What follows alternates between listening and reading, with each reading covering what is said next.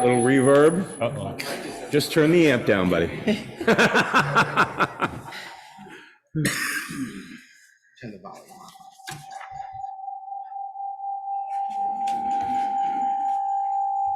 There we go. I was showing off there for a second.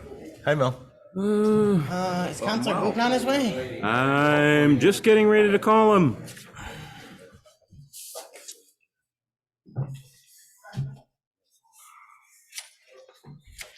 Otherwise, I might have all sorts of fun.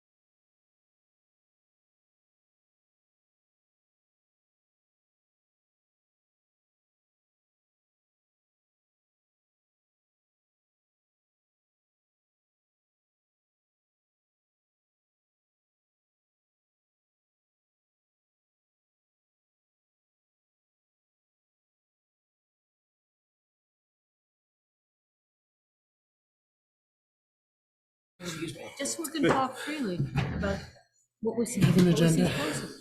Wait, I have Chris, my can you agenda. hold me agenda? if it No, it's desirable. fine. Yeah. Cool. Well, I have my notes on this one. Yes, it's on the menu. Nice. Ooh. Oh my. I'm a big man. All right. In many ways, Yes. Well, in all the ways that count. All right, so I will call this meeting to order at 6:01. Sorry for being a little tardy. With that, is there any adjustments to the agenda? Yes. Acting Mayor Booton? Yes, I have a few. On item 4E, authorizing the manager to execute contracts, this is on the consent agenda. I sent this to council earlier today, but just a couple of changes that the Wright Pierce amendment, after review, there was an overlap of charges, so that amendment amount has dropped to $54,300. And also on the wastewater treatment facility fence repair, that there was an incorrect statement in the packet, is paid out of the sewer enterprise fund, not the general fund. So just those two notes on the consent agenda. And also we'll ask for executive session at the end of the meeting on real estate and personnel. Okay. And any other adjustments? Could we move item 8E up to the consent agenda? There's no objection from the council. Which one? Tax sales. Yeah, we 8E. can't. We cannot? No, the attorneys want robust minuting, so we'll leave it where it is. It'll take 2 seconds. Okay. But thank We'll you. leave it where it is. It'll take 2 seconds. All right. I'm okay with that. I do want to ask a question about the Public Works paving. So should we remove that from the consent? It's probably not going to make a difference. I'm just curious about it. It's fine with me. You can leave it on there and still ask the question, I think. Yeah. All right, so no additional adjustments? All right, moving on. Motion, do we need a motion to approve the agenda? No. No, I didn't think so. Okay, visitors and communications. Is there anyone here that would like to speak to the council? And Mrs. Mulvaney? Still calling me Mrs. Mulvaney. I love it. It's a tough habit to break. I was asked to give this report at this time in the meeting, and this is a report from the Barre City Justice, Equity, Diversity, Inclusion, and Belonging Committee. It's our 2022-23 annual report. I just want to tell you how this was put together at one of our meetings. We asked 2 questions of every member of the committee. The first question is, what progress do we think we have made in the past year? And the second question was, what kind of barriers have we experienced? So I'm going to read it into the record. This report covers the period between August 2022 and January 2024. The committee has been developing strategies for and has identified some of the barriers to becoming a more inclusive community. Prejudice and bias are at the heart, and resistance to change by leadership and community members are at the forefront of denial for fundamental systemic change in the city's policies and procedures. That resistance has manifested in several ways that have inhibited progress. Hostile messages and threats to committee members, efforts to undermine agendas, extreme public scrutiny, and an organized group of people, some residents, some outside influences, who continue to intimidate those on the committee and others dedicated to addressing social injustice. We are not the only Vermont community experiencing resistance to social change, and we can be an example of how a community overcomes obstacles to justice, equity, diversity, inclusion, and belonging. The city is very fortunate to have had some experienced and professional advice from several sources to advance movement toward a more inclusive and welcoming community. We are grateful for the advice and counsel of other similar groups around the state and several consultants, among whom include Sha'an Moulier, Dr. Denise Dunbar, Gail Mears, and Christy Clemens. It was with this assistance we were able to assess the readiness of our community to commit to the social change necessary for achieving fairness in municipal policies and practices. It is with this assistance and our experience of the last year that the committee realized the resistance to change was caused to step back and become more realistic about committee goals and objectives. We needed to find support for the very concept of equity, inclusion, and belonging. The committee designed an education campaign that began with developing tools for action.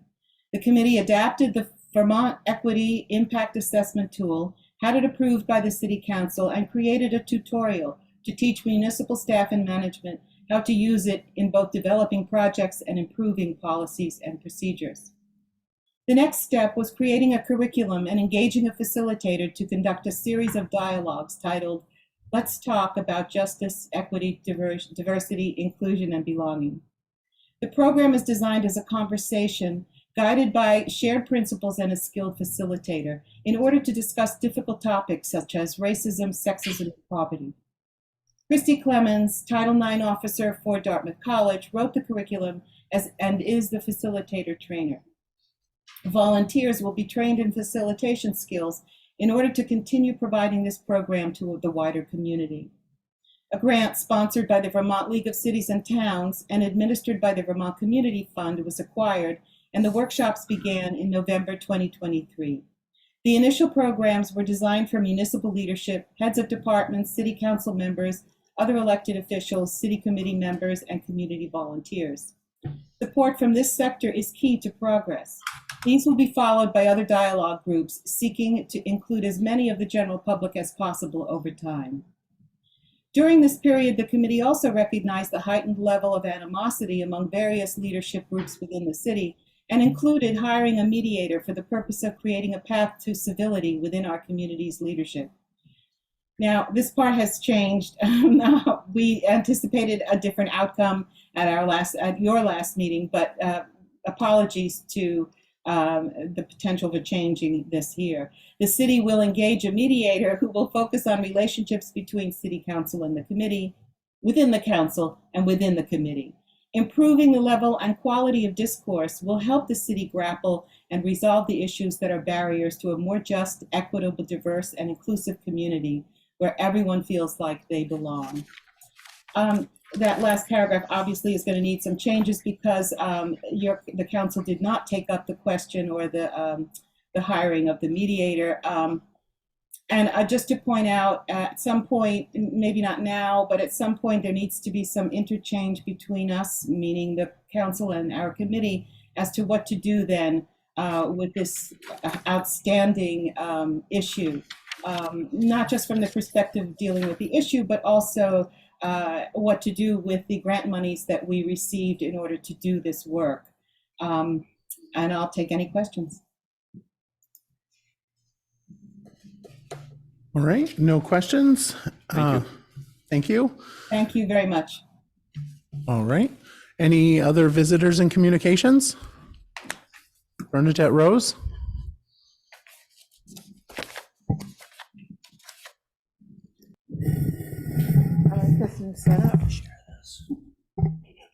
Hi, I'm Bernadette Rose, Burn Rose. I attended a meeting last week with, I think it was the regional planning person.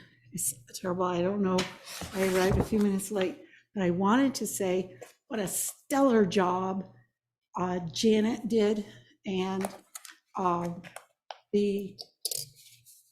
of the DPW workers in facilitating and also coming so well prepared to inform the person doing the presentation and taking notes.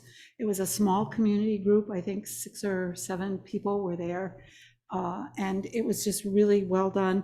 And I felt that he was able to walk away knowing a lot more about our city because they had done such a good job.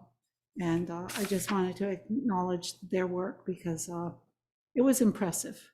They really put a lot into it. And I would hope that when we have those kinds of meetings, we can find a way to get more community people involved in them. Thank you. Thank you. Oh, Was that the flood hazard mitigation plan last week? Yeah, I think that's what it was called. Okay. Thank you. It was really good meeting. I found it very informative and helpful. I'll know what to vote for. thank you. Any other visitors and communications? Seeing none, moving on to the consent agenda. Motion to approve? Second. Any discussion? All right, I do so have one license under the clerk licenses. This is for Zoe Jecka, who is coordinating a union rally in City Hall Park next Saturday, the 23rd, from 11 a.m. to 2 p.m. It has all the various and sundry approvals from other departments and requires council approval. It's included in the consent agenda unless someone wants to pull it out. All right. No, Question on paving. I do. I Go do. for it. So regarding Merchants Row, Yeah. we've talked about redoing Merchants Row. Is that any consideration into this? Obviously, I can tell it's not because it's small, comparatively speaking to what a redevelopment would be, but maybe some, trimming around the edges to make things nicer, or no? Not in particular. We are going to talk to all the merchants who own the strips adjacent to their properties to see if they want to get their pieces paved. We're going to do some mitigation. The storm drain that caused City Hall to flood, we're going to fix before we do this paving. But that it's otherwise, and Brian priced it out. It's basically a status quo. Remove, reshape, and replace. Yeah. Okay. I was just wondering because we've talked about redeveloping that area, and as we pave it, it's one of those, maybe we can do that as well, but it's on the agenda tonight, so I should have said something earlier, but all right. Any other questions? No? All right. All those in favor say aye. Aye. Opposed? All right, And city. I'm going to pass around the documents associated with the Municipal Climate Recovery Fund loan and ask that you sign both the first and the second page on the right-hand column where it says all or a majority of the city council. Both the first and the second page. Yes. All right, moving on to city clerk and treasurer's report. A couple things. We held obviously 3 elections last Tuesday, the presidential primary, the Barre Unified Union School District election, and the Central Vermont Career Center election. And all the official results are posted on the city website. Obviously the Barre Unified Union School District will be re-voting, tentatively scheduled to coincide with our election on May 14th, when the city holds its elections. So there is on the city website information about the offices that are up for election for May 14th, along with copies of the nominating petitions, et cetera. So feel free to look on the city website for that information. And water bills went out the 1st of March and are due by the 1st of April because the last day of March falls on a weekend. So feel free to stop by and pay your water bill. That's it. Oh, dog licenses. License your dog by the 1st of April, Mr. Manager. How was voter turnout? What percentage about? 23, 20, kind of typical for us. We were just under 1,400. So, yeah. It was pretty bad. For a presidential primary, only getting what we normally get on a town meeting day, it's very disheartening. Really is. All right. Any other questions for the clerk? Counselor Well, Lozon? just speaking, maybe I could wait for the manager's report, but if we could, that first step at the auditorium, if we could really make that a priority before someone gets seriously hurt. I know people do the best they can with the tape, and we've tried different things, but, we've watched plenty of people take a dinger on that one. Thank you. All right. Any other questions? All right. Cannabis, Liquor and Cannabis Control Board. We do have a bunch of liquor licenses. These are all renewals for consideration. The American Legion, both Cumberland Farm stores, the one on North Main, the one on South Main, Jiffy Mart, Ladder One Grill, The Meltdown, Mulligan's, Moutois, and Walgreens all require your approval. So moved. Am I allowed to preside over this if I'm abstaining? Yeah. Okay. Preside. Depends. That's your choice, Your Honor. I like that. No. Okay. Motion to approve? We've already got a motion and a second. Okay. Any discussion? All those in favor say aye. Aye. Opposed? Abstain. Yep. All right, moving on to city manager's report. Thank you, Acting Mayor. So the meeting that Bernadette Rose mentioned was the local hazard mitigation plan. It was at Thursday, March 7th at Alumni Hall. So thanks, Bern, for being there. It's a public meeting held as part of the process for development of the new plan. The next step will be development of the draft plan based on that feedback. So we've already had a department head round with Keith from the Central Vermont Regional Planning Commission. Then this was the public meeting. We'll then have a draft plan for circulation. There's a survey online for anyone who didn't have a chance to attend or would like to contribute. And that survey can be found on the banner on the website. I just want to remind property owners that in the floodplain to contact the assessors for home inspections to get reassessed. We sent a letter to every property owner in the flood hazard area. This will help them with their tax bills. If they had damage, we can capture that damage, and that will be reflected in lower tax bills if the property is assessed lower. So you can contact the assessors at 476-0244 or assessor@barrecity.org. And then just a summary of the assessor's work. I know this was a big gap in the city staff for a long time. We've been very happy with Larry and Carly. And so between Larry, Carly, and then as you recall, Council, you approved NEMC, which is doing our citywide reappraisal, to do a catch-up. We delayed the reappraisal, but they are doing a catch-up of permits. In the meantime, 51 homes have been fully reassessed and 117 permits have been updated and their values captured. So they're doing great work getting our grand list back to where it should be. This has already added over $1 million in value to the grand list just from the work they've been doing. So great work, and they're here quite a bit, and they're working really hard. Turf season, our first inaugural turf season at the BOR is coming up. Delivery is April 1, first activities on April 8th, the day of the eclipse. And just we're looking forward to a lot of new programming to make this a year-round facility. One of the things that we've already put on the books is for some of our older residents who would like to get up and walk and do exercise, just morning walking hours, just a nice place. If sidewalks or snow or ice make it difficult to walk, you'll now have a place. It'll be probably from 8 to 10, we'll get the final schedule up, but just a place for people to go walk, get some exercise in a safe place, in a safe surface. So we're really, really excited about all the possibilities that this will bring. And then just an update for council that, and the public, that we're meeting with the developers from the Seminary Street letter of interest and our TIF consultant to talk next steps. So that's the extent I can share at this moment, but excited to keep that conversation moving forward. So that's it for me. All right.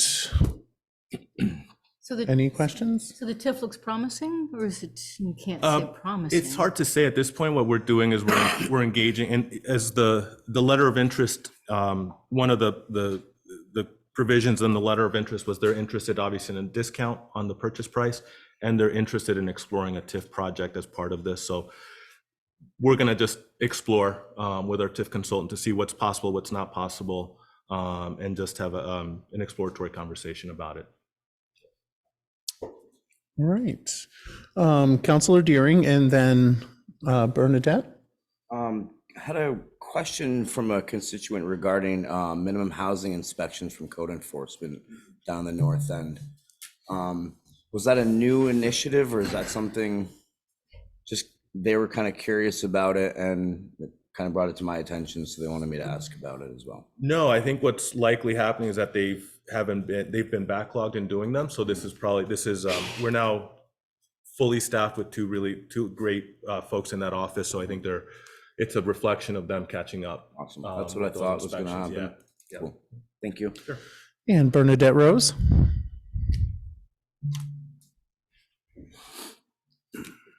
Hi, thank you.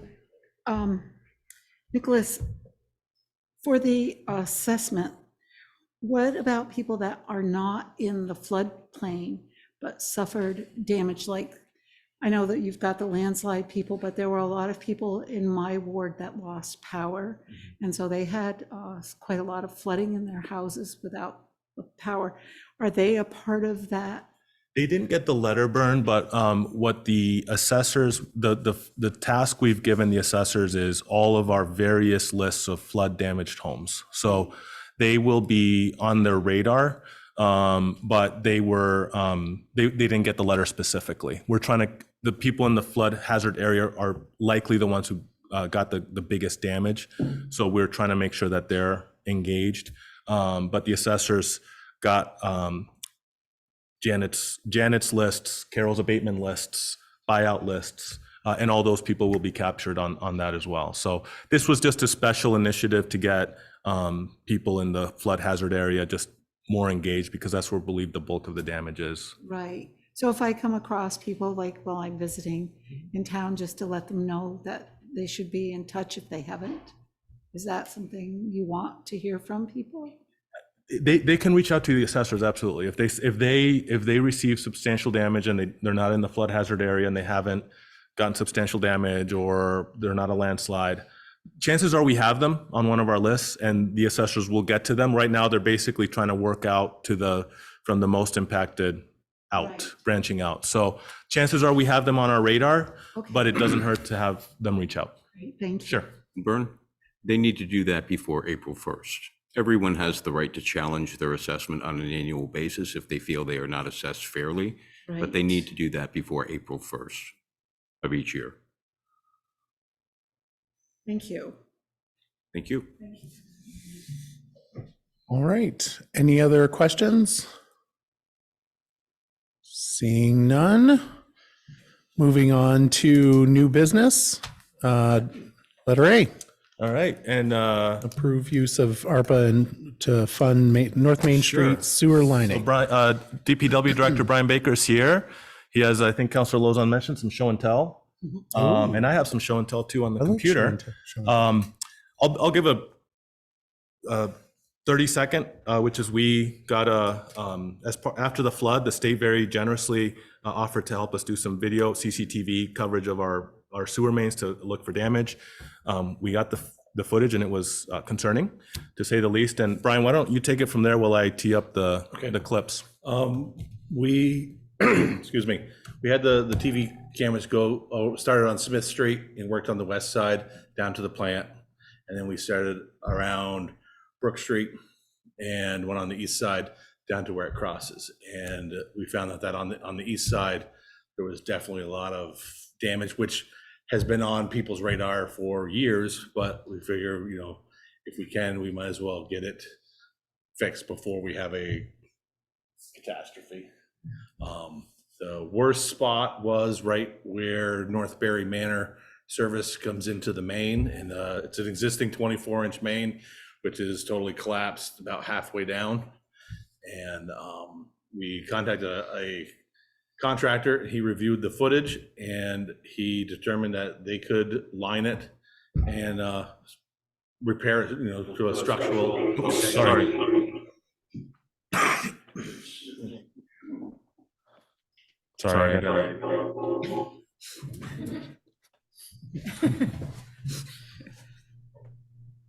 So Brian, just so I fully understand, so 24-inch main has collapsed to the point where it has 12 inches of capacity. Yeah. There, sorry, I fixed it. A video of that specific spot. Gotcha. So we can see it. So I'm trying to get it pulled up here. And it's on my screen, but it's not coming up on the screen in the room. Let me give it one more. So Brian, if it's lined rather than replaced, what's the shelf life there? And so you think this is the better solution? Yeah, I mean, it's the lining. I mean, you can see this lining here it's an actual structural lining. It basically forms a new pipe inside the old one. And it's probably, that main has been in there for 100+ years. And this one probably should last another 100. Here, go there. But what's good about this system is there's no excavation required. So the new pavement that we put down on North Main won't be disturbed. So this is, thank you, Councilor Wozniak. This is the clip of some of it here. This, what you see right there is the inlet from North Berry Manor. And you can see how this pipe is all collapsed on the sides. So you see the broken pipes there. That's a vitrified clay pipe. So from over the years, it has, you can see the damage there. And one thing that the company can do is they can come in and actually where that comes in, it's actually, when they installed it, it was too far into the pipe. So they can cut those back to make them back to where this is another section leading up to that from the other direction, but you can see Yeah. we have longitudinal Brian- cracks here. Brian, can, just because of the microphone, it might be better to, Oh, you I can know, see the that's rough. Longitudinal cracks along the top of the pipe, and then on the sides, they have the hinge grates right above the water line. So you can see those, how the whole pipe is collapsing, and this structural lining can go in and they install it. You can actually see the broken section of the pipe right there.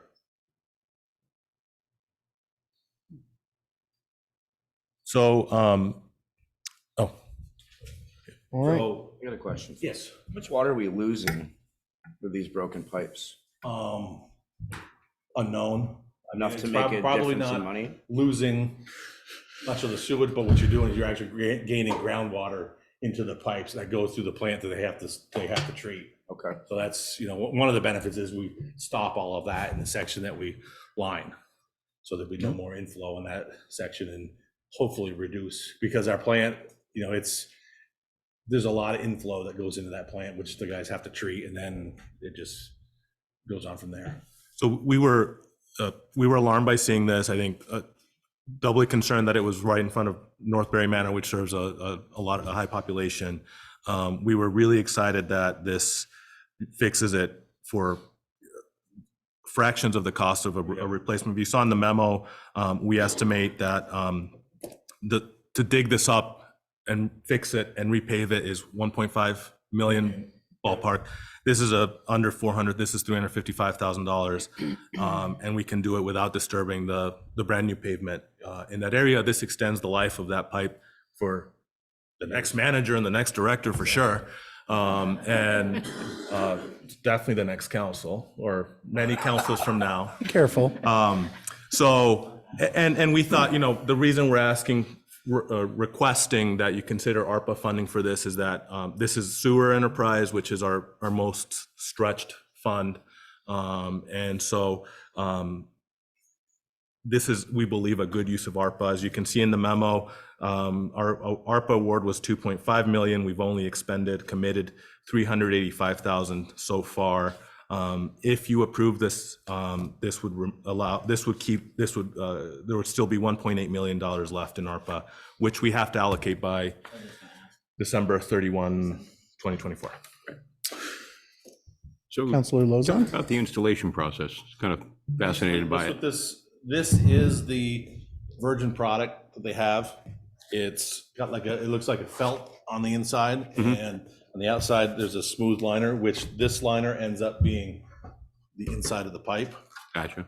They soak this felt with a resin, and then they put it down in the manhole, and they actually put the air pressure to it, which it looks almost like a sock that is inverted, and it goes out in there. And then as they pressurize it, it forms to the outside of the pipe, and then they turn the steam on to cure it, so it cures in place. And before they actually do that, they run their camera down and they log in all the service lines and everything. So then after that's cured in place, they send their trolley down that has a cutter on it, and they go and they actually cut out each section where the laterals come in. So there is a period of interruption. Yes. And And how long is that, give or take, for the residents? it's probably, well, the goal is to do it, between manual in a day. It's probably, 12 hours Gotcha. time frame. But in the contract is also doing the bypass pumping. Okay. That's included in there. Gotcha. So, we'll have to ask the residents to limit the usage for that day or that construction day. And then I believe Northbury Manor, we kind of have a plan to install a pump bypass for them, because I don't believe we're going to get them to not use any water for the whole day. Not likely. Yes, so No, that's good- our good plan. is thought. to I mean, good install that, contingency plan. which we can also use as a clean out for their system in, in the future. And that will actually create enough pressure to reform a 24-inch deformed It pipe. won't reform that pipe, but this will conform to that pipe. And I see. the contractor that looked at it saw that worst section, and his comment was that they've lined pipes worse than that. And as of right now, we're still getting our flow through it. We haven't had any issues with anything backing up. So, it started this and it just stretched out like that. So if it does, we should have the same amount of flow we have currently. Gotcha. So there's no sewage seeping out. But they're probably, I would guess, not Some, much, because yeah. this pipe is actually under the groundwater. So that creates the groundwater creates the pressure that pushes into the pipe. So I would be more concerned if we have more water coming in the pipe than sewage going out. Thank you. Any other questions? So moved. Second. Discussion? All those in favor say aye. Aye. Opposed? Motion Just passes. say that was a really cool video. Thank you. Thank you. Thanks, Brian. Vitrified clay this time. Yeah, we know those videos well, don't we, Brian? When you look at one of those, it always means trouble. All right, on to agenda item B, which is the audit presentation. Don Monahan, And Rick, come on down. Rick Brigham Sorry, I is couldn't joining. resist.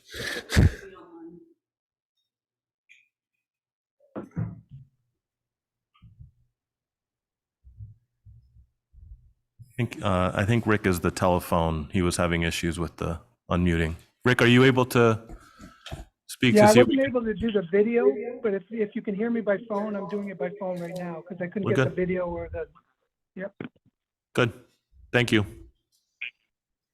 All right. I'll let you start it off, Rick. Okay. Thanks for having me here tonight. What I wanted to do is kind of run through the audit report with you. Spend just a little bit of time going through some of the stuff, some of the highlights of what I think would interest you. Obviously, there's a lot here. It's a 102-page report, and trying to deep dive into a lot of this information can get terribly time-consuming. So I'm going to try to do a quick synopsis of the whole thing. So obviously, like I said, there's 102 pages here. There's a lot of information in here. This financial statement is really the responsibility of the management finance team at the City of Barre. There's a lot that goes into this. They're responsible for the preparation of fair presentation of the financial statements. My job in this whole thing is to really look at one section of it, pages 1 through 4 of the financial statement. That is what we call the auditor's opinion. So when we look at the auditor's opinion, we basically have 3 different choices of what we think we provide the opinion on your financial statements. We can have an adverse opinion, which says the financial statements are not fairly stated. We could have a qualified opinion that would say that the financial statements are fair except for something. Or we can have an unqualified opinion, which means that the financial statements are unqualified and that's the best you can have.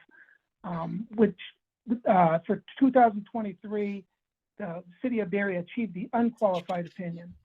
And I always like to point out at this point is that there's a lot that goes into this. So I always like to congratulate the team, finance management, the board, and all the things that had to be put together to get to an unqualified opinion. There's a lot of work that goes into that during the year, paying bills, procedures, controls, booking transactions, all that kind of stuff throughout the year to get to this report. Obviously, I'm not going to get into a lot of the numbers in the report tonight because a lot of it is older now, and I know the city's obviously gone through a lot in the last 9 months since this June 30, 23 report. So, but I would like to kind of go through a couple of segments that I think people will find interesting. If I was focusing on one area of the audit report, it would probably be on pages 5 through 15, which is the management's discussion and analysis. This is what we call a user-friendly view of the audit and the financials for the year. It talks a lot about the history, where revenues were up and down, fund balances, and it's done in a way that's a lot more user-friendly for layman terms, for people to kind of look at it and understand what's going on. So there's a lot of great information, and if I was focusing on just one piece of the audit, I would spend time with that management discussion and analysis.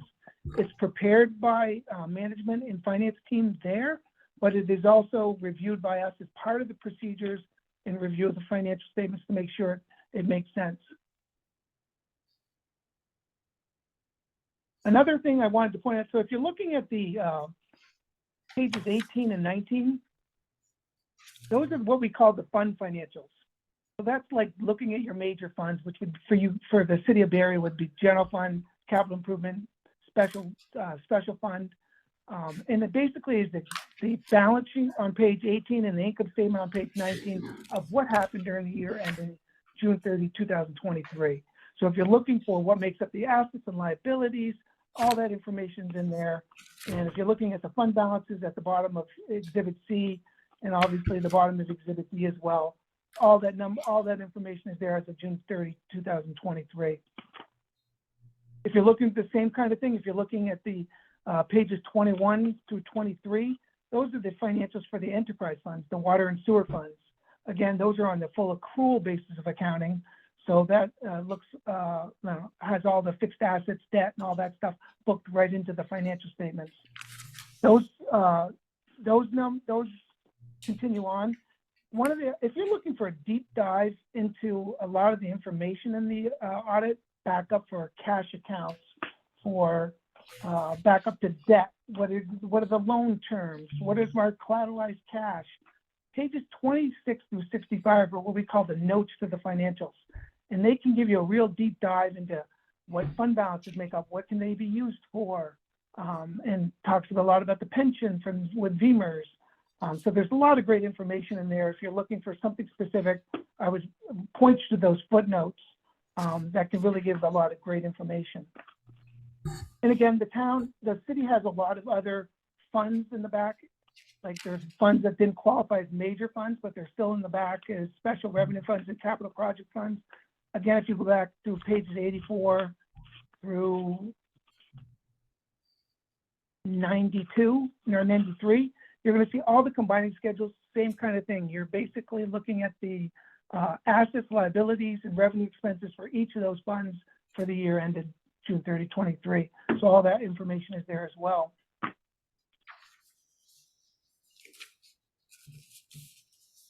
So one of our other charges as far as doing the audit is when we, except for giving the opinion, we also have to, if we, during the course of our procedures, we note any material weaknesses or significant deficiencies, we have to report that to the board. And so we, as part of the process, we did not note any material weaknesses or significant deficiencies that needed to be reported. So we wanted to point that out as part of our findings at the end of the audit as well. Other required communications related to the audit, we encountered no difficulties in dealing with management or staff. We had no difficulties with staff or management. There were no consultations with other auditors. And all entries that were discussed or proposed have all been posted, so there are no unposted audit entries to the books. So in a sort of a closeout, concise ending, we thought this went really well. The finance team was well prepared, had everything organized, did a fantastic job on creating the financials. And so I couldn't have been more pleased about how it went. And in discussing it with the rest of my team today, they reiterated those same thoughts. So again, thanks to everybody there for all the help in doing and performing the audit. Thank you. Any questions? Is this where we give a round of applause?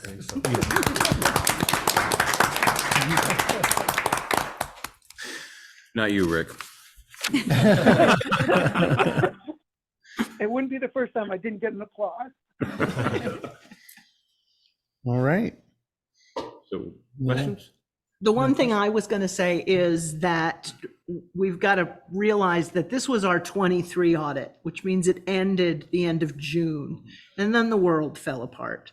And the finance department has been dealing with preparing for the audit, looking back, but also dealing with all of the fallout from the flood and FEMA, et cetera. So they've been doing double duty, if not more. Thank you. All right. Any additional questions, comments? One for Dawn. So we experienced $109,000 deficit. We budgeted for 50. You know, we knew that we were gonna, because of the, I think it was a Semper bond transfer, wasn't it? That budgeted us, I wasn't it think that? that was, Yeah, I think it was, yeah, 60, and we yeah. do that annually. And so, Rick, you mentioned a few things that contributed to that, but on page 80 was the transfer to the capital improvement fund, which was sort of preemptive. And it looks like we might have gotten a little aggressive on that. We transferred $233,000 from the general to the capital improvement fund prior to the close of the year end, sort of preemptive, so we didn't have to.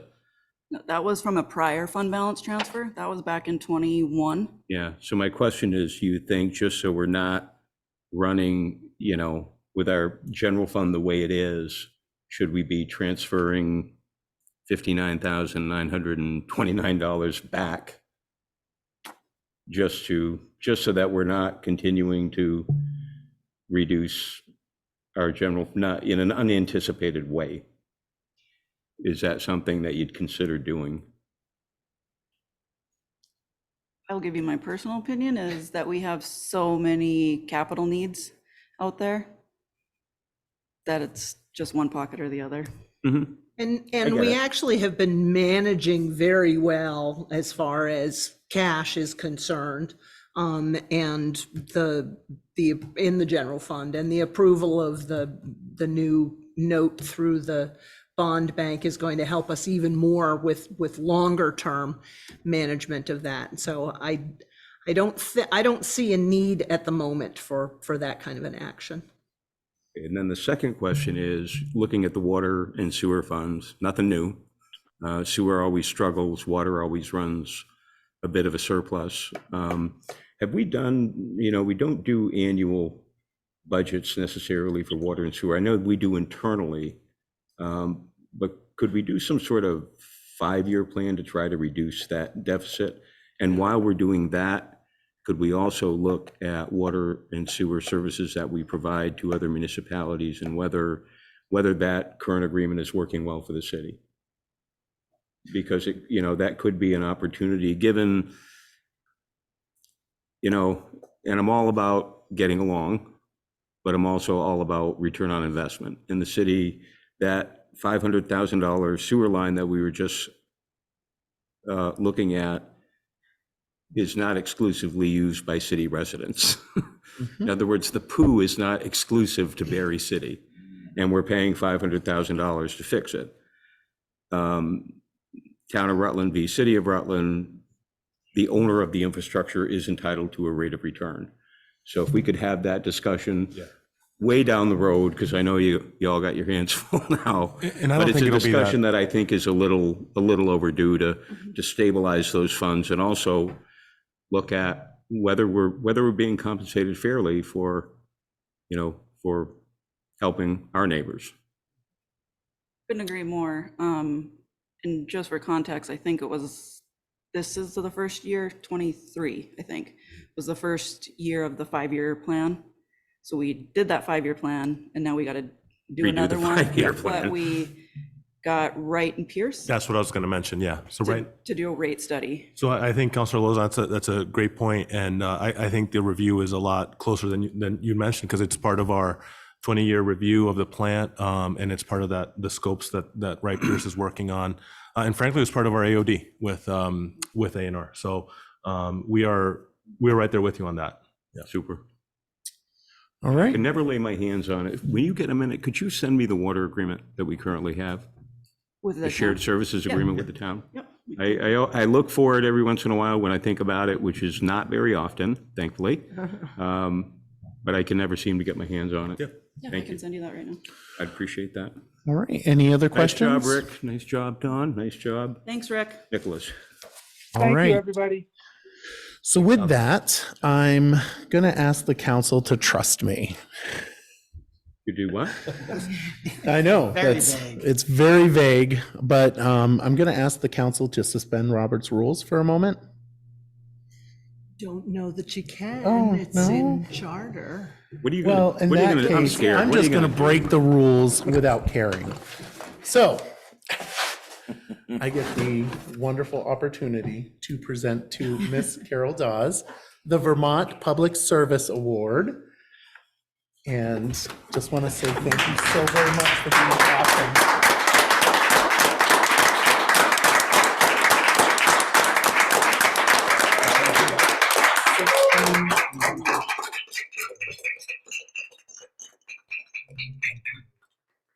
Speech. 16 years of service to the city of Barre. Wow. 16. And counting. 16 and counting, counting. that's correct. Well, we're 3.5 before that as counselor, so. Oh, wow, that's right. That's right. Carol, we love you. It Nice, thank you very much. wasn't, it was, I just learned about it, so I'm very excited that it was able to do We didn't that. tell her because we thought she wouldn't come to the meeting. Oh. She might not have. You deserve it. You absolutely deserve it. All right, Well deserved, Carol. yes, You're awesome. You truly are. You yeah. know, All right, onward. I admire you so much because, you know, a lot of people talk about democracy and election fairness and, you know, it goes right to your core. Ever Yeah, it since the does. first time I ever joked at a city election, I forget what I joked about, stuff in the ballot box or something. And Carol gave me, I'm like, I was joking, I'm joking. And I learned that for you, Carol, it is about everyone being equal, being totally fair, being absolutely unbiased. And I only hope the person who tries to step into your shoes can show half the commitment. And if Yeah. they can, the city of Barre will be very fortunate. Thank you Yep. so much. Thank you.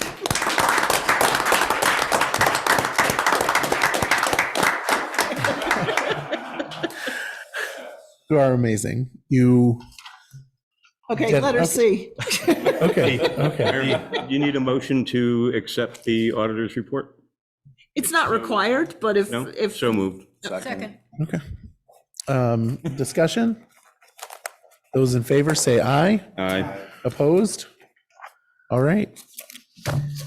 Thank you for allowing me to do that. All right. 8C, Barry Up Report. Shauna Trader.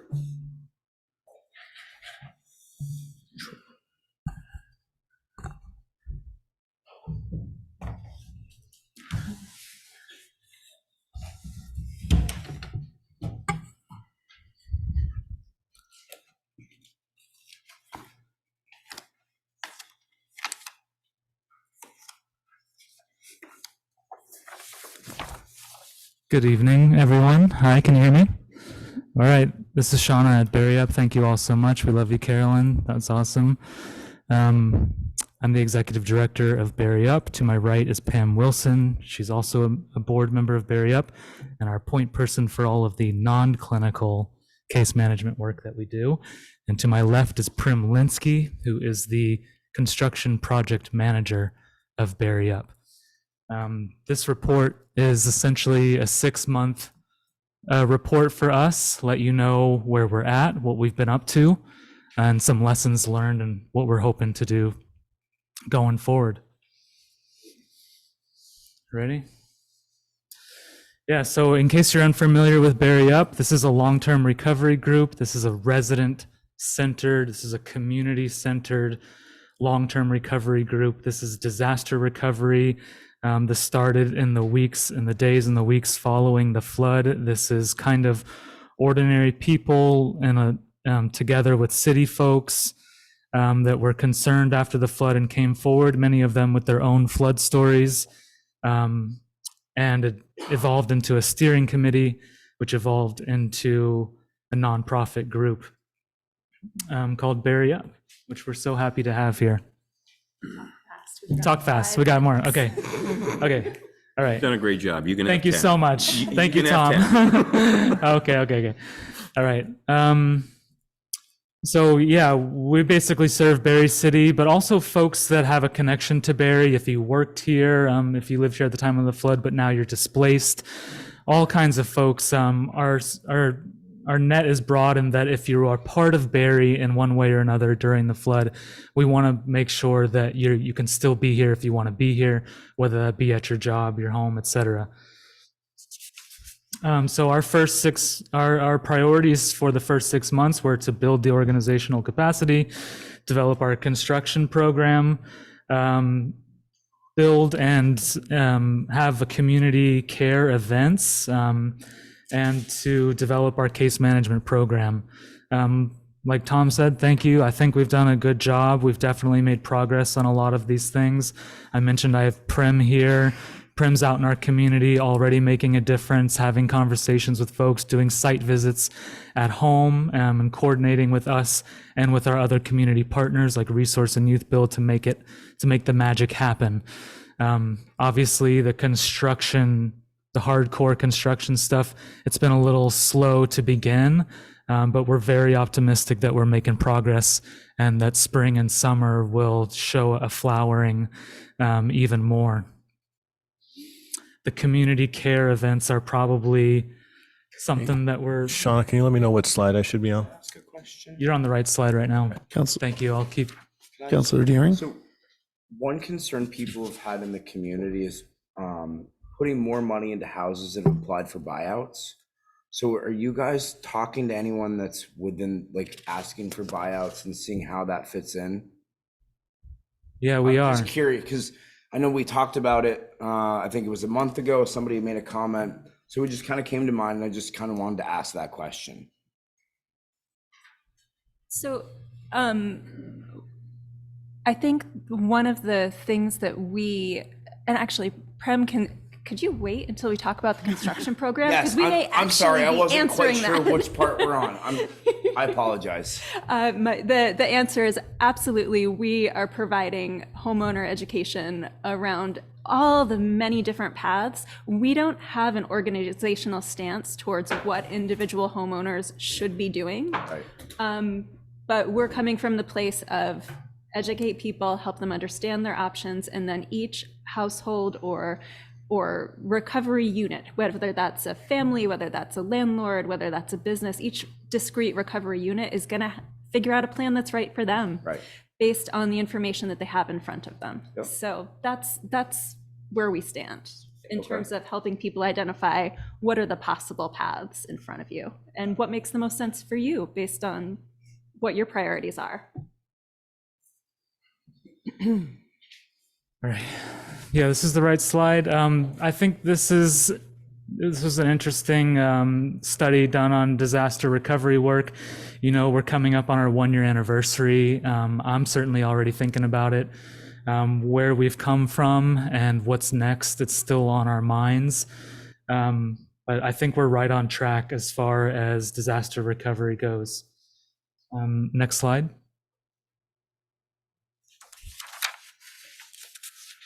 It's been really homegrown, really organic, really local, and like I've said, resident and community focused. Barre Up is about not just getting help, it's also about connecting with your community. How can you help? And importantly, thinking, what can we do today to prepare for the disaster of tomorrow? That work is very much based in relationships. And a big piece of Barre Up's project has been to foster relationship and connection between people, like holding our community gathering events, our art projects, etc. These projects are focused on getting folks to look across streets, realize where our neighbors are, and put that emphasis on protecting each other in the future by being together right now.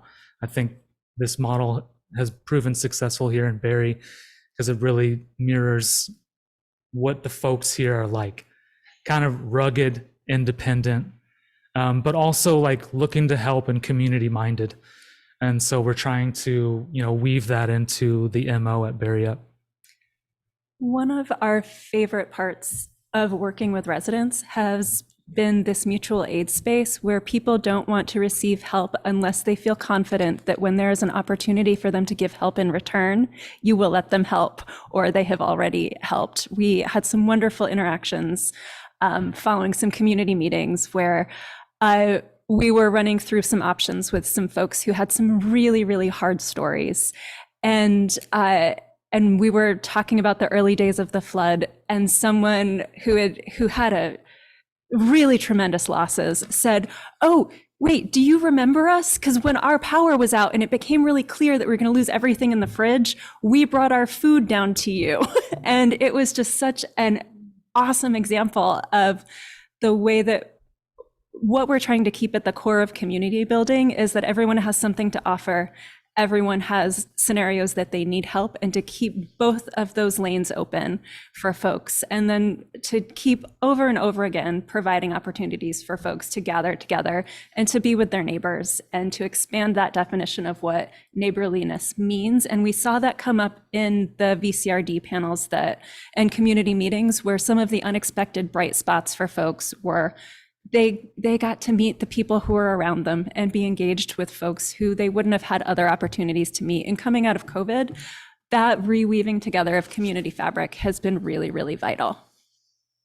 And I very often hear people say, when I'm trying to schedule some work for them, they're like, "Oh, I don't want to take resources away from my neighbors. Like, if there's somebody that needs this more, help them first." And I'm like, "You're my priority today." Like, but just hearing that all the time, coaching somebody through, they're like, "Oh, but if there's somebody else that needs this, or needs the help, or needs it quicker," and that's been really great to see in the community. All right, next slide. So we've got our original board here, the current board. We've had some expected and some unexpected leadership changes at Barre Up. You know, we all lost Keith here from Salvation Army. Pretty much everyone in town is sad about that, but we've got... He's alive. He's just, yeah. Yeah, no, Keith, rest in peace. He just moved on to other places in this physical world. No, it's fine. Yeah, no. But we have a lot of good help coming in the door, and a lot of good support. So we're feeling pretty happy in that respect. Next slide. So are you sticking with a 5-person board for now, or are you still looking for, just in case we are asked? Are we looking for people actively? We have, we're pretty happy. We have some new, we like to have a faith-based leader like we had in Keith, and we've got new people coming into Salvation Army that have expressed interest to join us. We haven't met them yet, but we're hoping that we can kind of just continue in that role, and then we'll have our 5-person board. Not to volunteer her because she'd get mad at me, but Pastor Ray at the Heading Church. Pastor Ray, yeah. She's still doing a ton of really good food Yeah. security work. So she just might be a good person to talk to if you're looking for a faith person. Yeah, thank you. And like the bottom line here, we do have Beth Pierce, former state treasurer, is doing our interim treasurer right now. She's fantastic. And Earl Cooper Camp of the local church as well has also been supporting us. All right, next slide. You can see a little bit of our goals here going forward. We are working on our 501c3 status. Everyone should know that our fiscal sponsorship right now, Barre Up is operating under a fiscal sponsorship that's being done by Green Mountain United Way. They're being very generous with us, and it would be impossible to have done this without the fiscal sponsorship, but it is a high priority for us to attain our own 501c3 status, just so we can really have the control in-house that we're looking for. Our goal is to continue to grow our numbers as far as outreach. We've got a pretty good following on our newsletter and our social media groups. We've got more plans coming for that. We'd love to be able to show people the progress, for instance, that Prim is making on site at the house. We'd love to be able to do more video and photography in the future as our projects ramp up to really share what's going on. And of course, funding is always an issue. We're still not funded to the levels that we had hoped for. And so our pursuit of funding is ongoing. And you can see in the bottom section here who's helped us already. We have some great community partners, but we're basically always looking for some more folks to join in the fray and support us. Next slide. one of those top priorities being our case management program. Right now, this work is all done on a volunteer basis. It's largely done by Pam. It ain't easy work. It is real, good heart and human work. And Pam is certainly qualified to do it, but it ain't easy. So we are hoping to be able to collaborate more going forward with other disaster case managers, like for instance, the ones they're hiring through Capstone.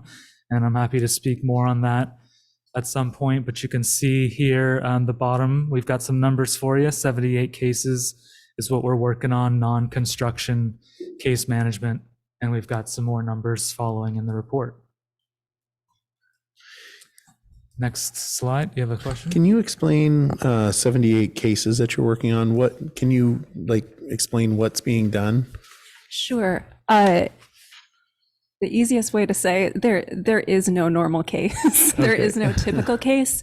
But I can speak to one. So everyone is at a different point in this process. So some portion of typical cases look like an initial half an hour to 1 hour phone call where we say, what's going on? What are the challenges for you? What are the resources and the helping organizations you're already connected with? What are the missing pieces? Okay, here are some options to fill those missing pieces. Here are some resources that line up with what you need. And here's how to actually access them. And then that often translates into, you go do those 3 steps, then you come back to me. And then that often results in a follow-up phone call that would result in anything from sitting down with somebody and literally reading them line by line. This is what this means. Here's this application. This is what this one will cover. Sometimes it's teaching people how to work their phones because so much of FEMA is online right now. You have to be relatively tech savvy and internet savvy to be able to navigate some of these systems. And so there's sort of a tiered, I would break that 78 up into folks who needed general support, cheerleading, a little bit of resource navigation, another third who need a little bit more contact, and another third who we're in really regular contact with. The one good example is a referral. This would not be possible without really, really strong community partners who are looking for people who are in need of support, finding those people, getting permission to share their stories and their needs, and then tapping us in to say, I have somebody, here's what's going on with them. Do you have any ideas? And then those ideas might translate into the person actually coming in and developing a relationship. So, and sometimes it's, I'm going to call 7 resources. I'm going to see where there's space and availability. I'm going to call you back. I wish there was a typical case. Oh, that's okay. I was just wondering if that 78 included the one that we've talked about. Is that so some people have just very construction related needs, and so that's not included in that 78. Okay. Because for some people they're a homeowner, they're rebuilding their home, they need PREM's help with identifying scope and construction, and they need PREM to provide a little bit of back and forth with here's Janet's office, here's what it's like to go there, maybe walking them to that office and helping them to self-advocate in those conversations. This is 78 who are, it might be a tenant, it might be a new homeowner who knows that they have to do stuff in their house, but before they can do that, they've got 6 other things that they're trying to navigate. So, one good example is someone was referred to us by the schools, and they said, if we can mobilize some support for this person around finding support for their mortgage, around finding some support for the home repair needs when they become necessary, and just to give them someone who they can call when they don't understand the language that's being used and stuff that comes back and forth to the city, we think they're going to be okay. We got that person into the office, we started to talk with them, we provided some really basic needs off of what we had available in the office, but then we also identified that what was going to keep this person not just out of crisis, but in a sustainable space, we're also bringing in some other community agencies around job training, around kind of other services that were going to make a lot of sense. And now that person is not just, they were on the verge of a crisis that could have resulted in losing housing, and now they're in a space where they are not in crisis, but they have multiple helping providers around them who, like, they're not reliant on just one agency or one case manager. They've got multiple helping folks in their life, and are in a training program that makes a lot of sense for them. So based on what you were saying, I wasn't sure if you meant just like the contact where you say go back, and that's not what this is. You're talking about more intensive. It breaks down to it's a third of folks just need a little bit of help and support and resource navigation. A third of, and depending upon how things go, that might be enough, but something else in their life might get complicated that they weren't even expecting, and we already have that relationship in place so that they know where to come back. Or maybe a lot of folks put their heads down for the winter. We know that as soon as it gets nice out, we're anticipating a different, it's that number now, but it will change. And some folks who don't have construction related needs might realize once the ground starts to thaw and we see what happens with spring rains, that, oh boy, they've got construction needs that they didn't anticipate. And then we have Prem available to be able to come in into that relationship that we've already built there. Okay, thank you. Thought I saw a hand up. No? Okay.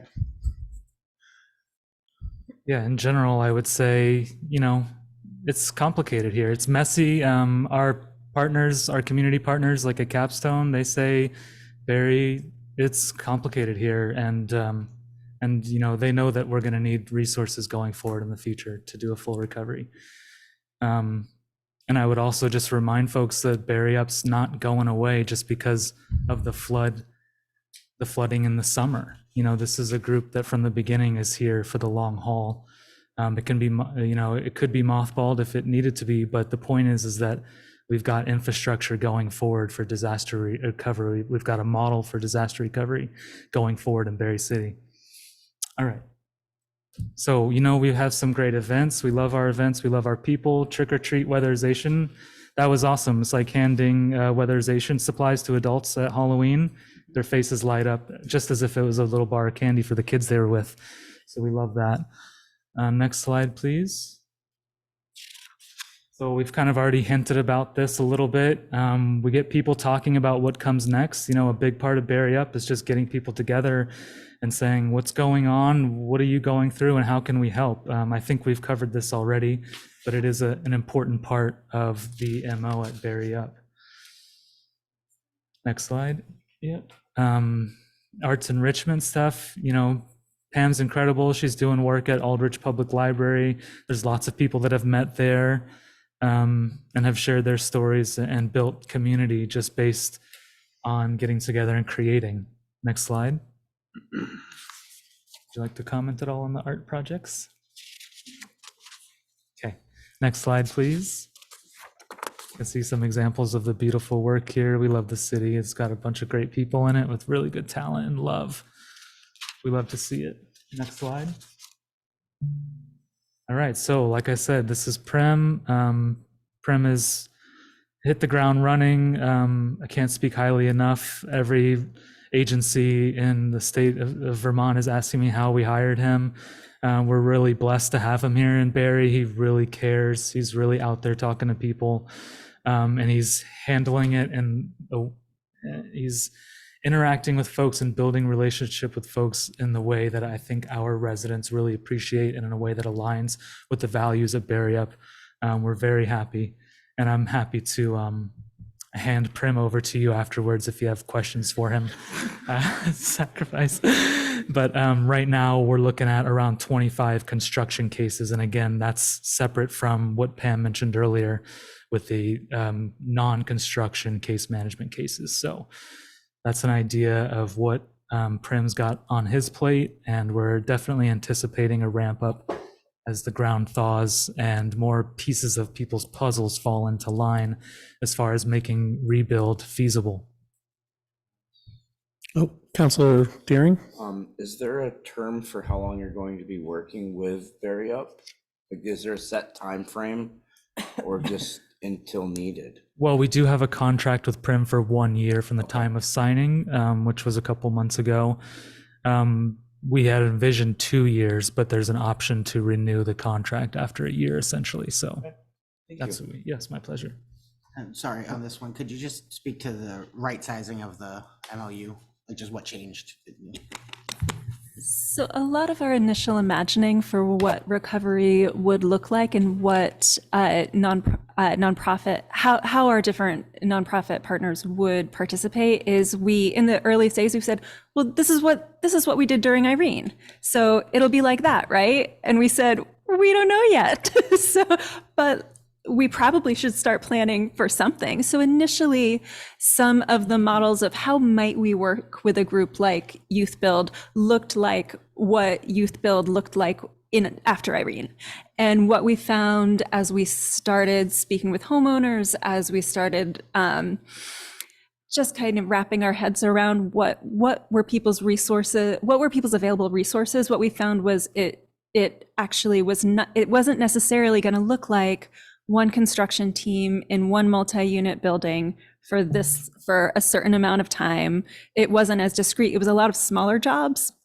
Like this house needs this, and this house needs this, and this house needs this. So it's not necessarily multiple weeks at one site. It might be that a job just takes a day, or it might just be that. And so initially it was written for a model that our constructions needs just weren't mapping to, and we also were kind of looking at who is stepping up and asking for help, and how do we right size that so that the folks who are asking for help, we can make it a doable match. Prim, did you want to add anything there? No, I think that makes it pretty good. I think so. A lot of our sites, like, we'll start to do work on, then we're gonna have to wait for a contractor to come in and do some work, and then we're gonna go back and do some work, which is very different. We have a ton of work we're looking forward to starting in the spring once the third mud season passes. Do you mind? Counselor Loza? So, Brim, you visited 25 sites, I have give or talked take. to- yeah. Give or take. Yeah. When you visit a site, do you model, it needs X number of labor hours, it needs X number, can we get an idea of sort of, I'd love to have you guys come back once a month. We're not spending enough time on rebuilding. We're taking every other week off, and we got to stop, and we got to focus on this. It would be helpful to know the scope of the problem. What is the issue? For example, the plumbers unions, they're always looking. They've done volunteer work in Barre City. Folks will help if we ask, but I think we've got to define the scope. I mean, I think about a week where every Friday afternoon, every tradesperson who lives in Barre City volunteers for 4 hours, just 4 hours. We'll buy you pizza. Think of what an impact the volunteers who helped here in Barre had. And if we could keep that same energy going as we rebuild, that would be a great thing. So I'm really interested in, the numbers and the scope so that we can try to find and map a solution. Yeah, it's been really interesting to have developed my own way of going into people's homes as I've taken this over. And it's multifaceted. It's like a phone call, then an individual site visit, and then I go back with a construction supervisor, like maybe the youth build supervisor or a resource supervisor. We go in, take down all the information. Is this a good fit for your team to come in and do? How would you break it up over, start doing drywall, then leave, have an electrician come in, come back, patch the holes, do all this stuff. So then we come up with an assessment, me and whoever the supervisor is, if they've been interested in the job and they're like, we can do this. It'd be a great training opportunity for youth that live in Barre to then be able to do this as well. And then they're communicating with the homeowner to decide, is this this list of materials like something that you can afford. If not, they'll come back to me. I'll bring it to Barry up and be like, this person can't afford these things. What resources do we have? Try to help get back there so that the materials could then go into the home, to then have a team show up, start some work. But there's so many bottlenecks. Like, people have spent all their money. They don't have any more money. People are not, people aren't making the decisions they need to make because they don't have the information they need. Are they going to get a buyout? They've applied for a buyout. They haven't heard enough. They don't know what they need to do. So there's so many people that are just sitting in homes that are completely unfinished, just waiting for more information. And they're just going to sit there until they get it. And that's been a frustration for a lot of people.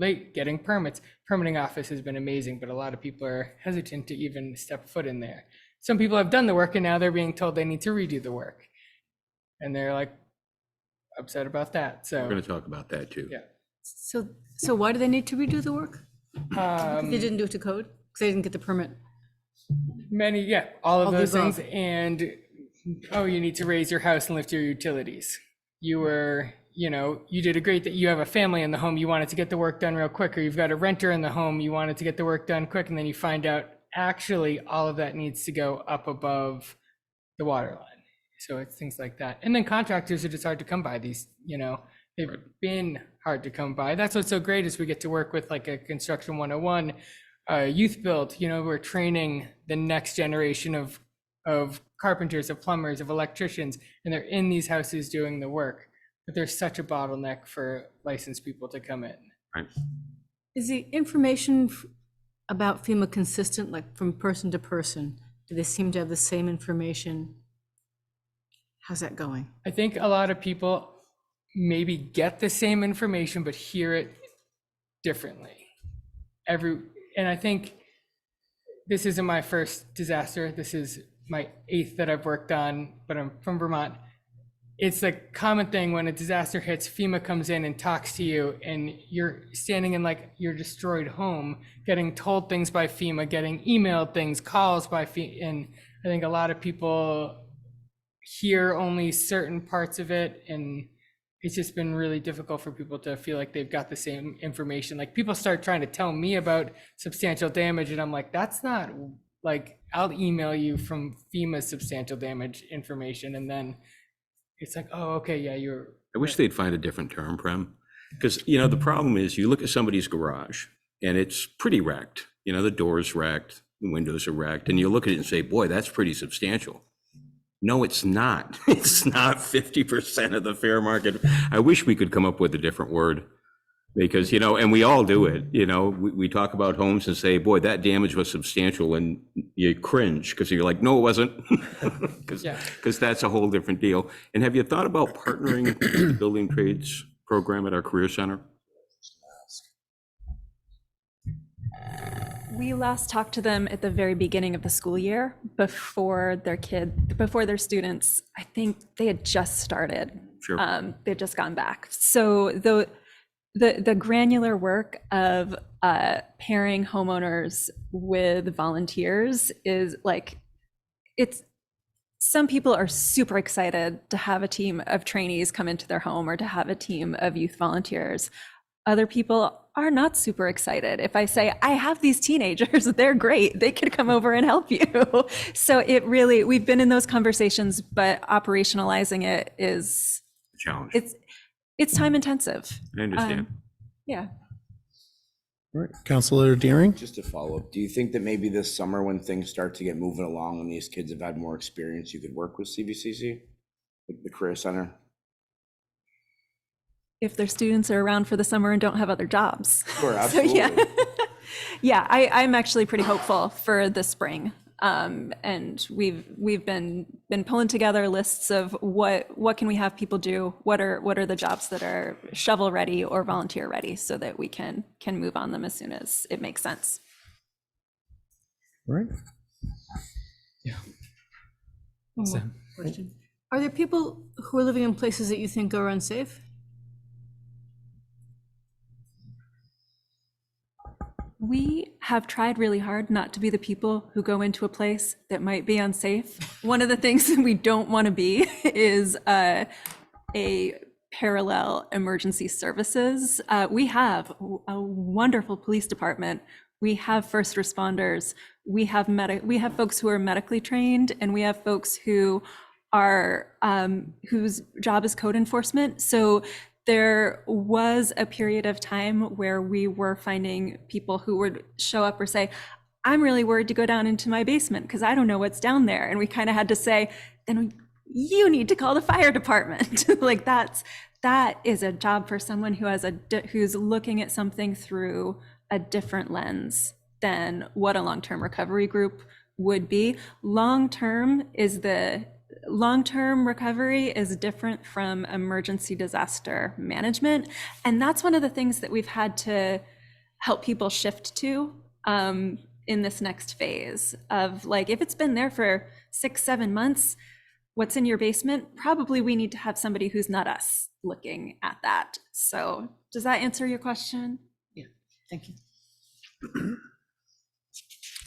Okay, next slide, please. All right, just real quickly here, you can see some more numbers here. Some are specific to Barre, a couple are specific to Barre Up. Not much to say here. Next slide, please.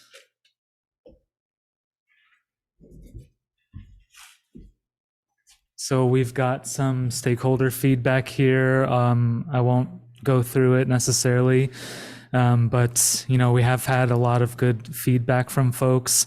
We're not super flashy here. We don't brag about it too much. We're kind of low-key people, but we have been doing good work, and there's people out there that can speak to that, and some might be joining us online as well. Did you want to say anything about this, Pam? No. All right, next slide, please. Lessons learned, we've kind of just hit on a couple of these. This is important stuff. Some of it is pretty obvious. We know from the community gatherings, people want to be together. They want to figure out how can we be more prepared for next time? How can we support each other? The community meetings were big on that. Second important lesson, again, Pam mentioned it earlier, this is not Irene. And there seems to have been a blanket kind of modeling for this disaster recovery based on Irene. And what we found on the ground is that that's just not the reality. This is a different beast. It's a different place, and it's a different time, and these are different people. So, when we think about the future and when we're doing this work, we really need to consider the power of dreaming and of imagination, because there are going to be disasters that we encounter that will not line up with our models of recovery. And we would be doing our folks a disservice if we weren't thinking about what's possible beyond what we know. Every single time is a difference. We have, like in this case, for instance, we have multiple overlapping disasters. We have December flooding on top of the summer. We have folks that have been through multiple floods. There's a lot of burnout in the community as far as doing disaster recovery. They've been there, done that. They're sick and tired of it. So all these factors need to come into play when we think about recovery. We also learned that redundancy was really important. We need contingency plans, especially for modalities that only have one pathway to success. There should always be a contingency. We should be, that should be there for our people. And again, something Pam mentioned a few seconds ago, emergency planning and disaster planning are not the same. Disaster recovery work is long-term, rebuilding is future resiliency building. And we need to think about that and make sure that we have both emergency services and emergency disaster management and long-term disaster recovery. These things need to not be the same exact thing, totally different animals, but they do need to be operating sometimes adjacently in order to get the work done. All right. And the last slide is our contact information. And at this point, I'd be happy to take any more questions, me or the team. All right. Any questions from council? I'm good. From the Other room? than- Thank you, all of you. Okay. Thank you. And Alex, you have a question? Yes, thank you. Just wanted to say a little something about my experience with the folks at Barre Up. This is really as brief as I can make it while summarizing how important they've been to me. Um, it is impossible for me to quantify the value of the services provided by Barre Up during the long and ongoing recovery after the disastrous July floods. These individuals, especially Pam and Shauna, who have worked diligently on my case, offered empathy and provided direct and intentional communication. They are skilled navigators who have connected me with vital resources exactly when they were needed. Most importantly, they are neighbors who called and emailed regularly to check in on my well-being. Beyond the assistance with much needed financial resources, it was their care and kindness that had the largest impact. In an incredibly complex situation, they always answered the phone and made sure I knew that I had an ally. I regularly said during the recovery to friends and family that I had to outsource my critical thinking. This was a place where I could speak my mind and have help understanding what was going on. These people quickly became a part of my community, and without my community, I am not sure if I would have endured the immense trauma and depression caused by these events. They are a large part of the reason I can say that I am mentally and emotionally getting back on my feet. Please make no mistake that their work saves lives. It is vital to find the resources to keep organizations like Barre Up, not just at the ready for future crises, but as a constant presence to relieve suffering and offer aid to those who experience the worst of these storms. As one who is learning how long this road to recovery can be, I ask that you recognize the deep dedication of this team and continue to provide recognition and resources for their work in any way possible. Thank you. Thank you, Alex. Thank you. Any additional questions, comments? That was 5 minutes, right? You know what? Don't worry about it. Give or take. It was about 2 feet of water, right? Give or take. It's all good. All right. Thank you. Thank you.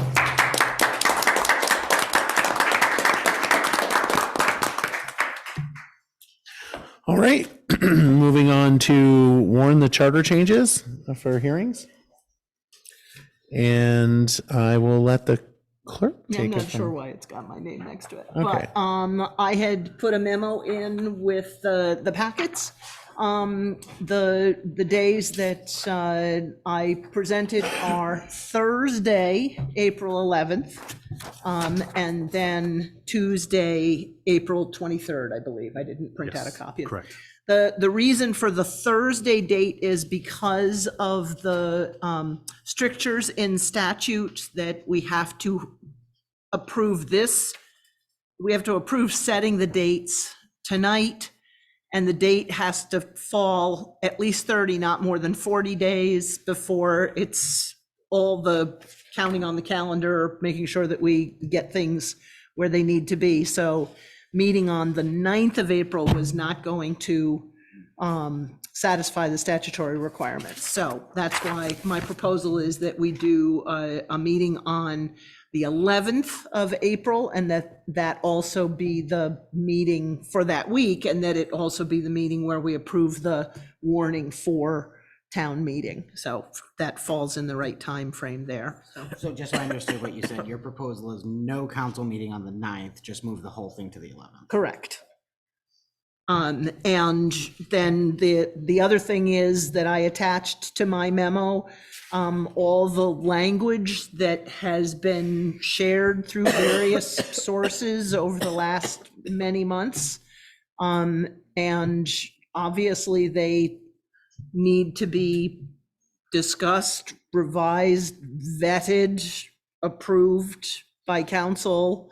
And that final approval would need to happen by the 11th. So you've got basically between now and the 11th, and I think that's what, maybe two council meetings? Council meetings. There'll be one on the 26th and then one on the 2nd. It'll Has be. anything happened with this? No.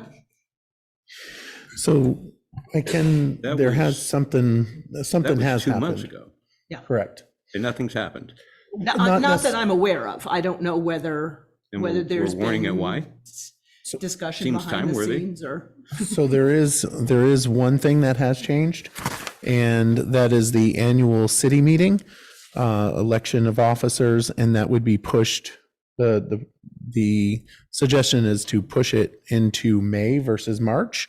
And the reason for that, I had actually spoken to the manager about it, and it certainly helps with budgeting. And it also gives you a clearer idea, or, well, it shouldn't be speaking for you, but based on our conversation, a clearer understanding of what's happening in the legislature. Yeah, I think that Councilor Buden and I talked about this. I happen to think that having it in May, even outside of the extraordinary circumstances that we had this year, gives us much more current year data, lets us know what's going on in the legislature. We basically start budgeting. Dawn and I started in September, which is 2 months into the fiscal year, which doesn't give us a lot of information. So if we have, if we would start it later in the year.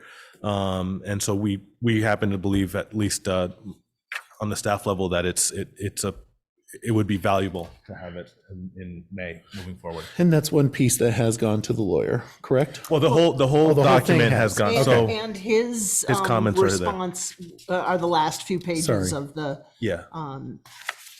yeah, the marked up version is So his comments. Yeah, we've got legal comments on all of the proposed changes, and they are included in the packet.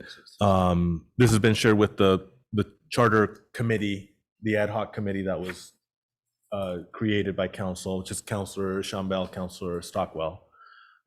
What I can do is I can add this as a discussion item if council would like at the next meeting.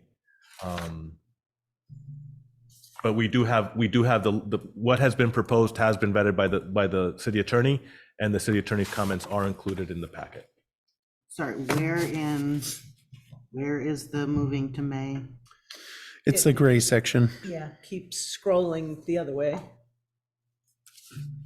It just replaces, There it is, the gray section. Okay, I don't think that's in the Now, he commented on that one separately. I'm Okay. not sure if I That's fine, just included.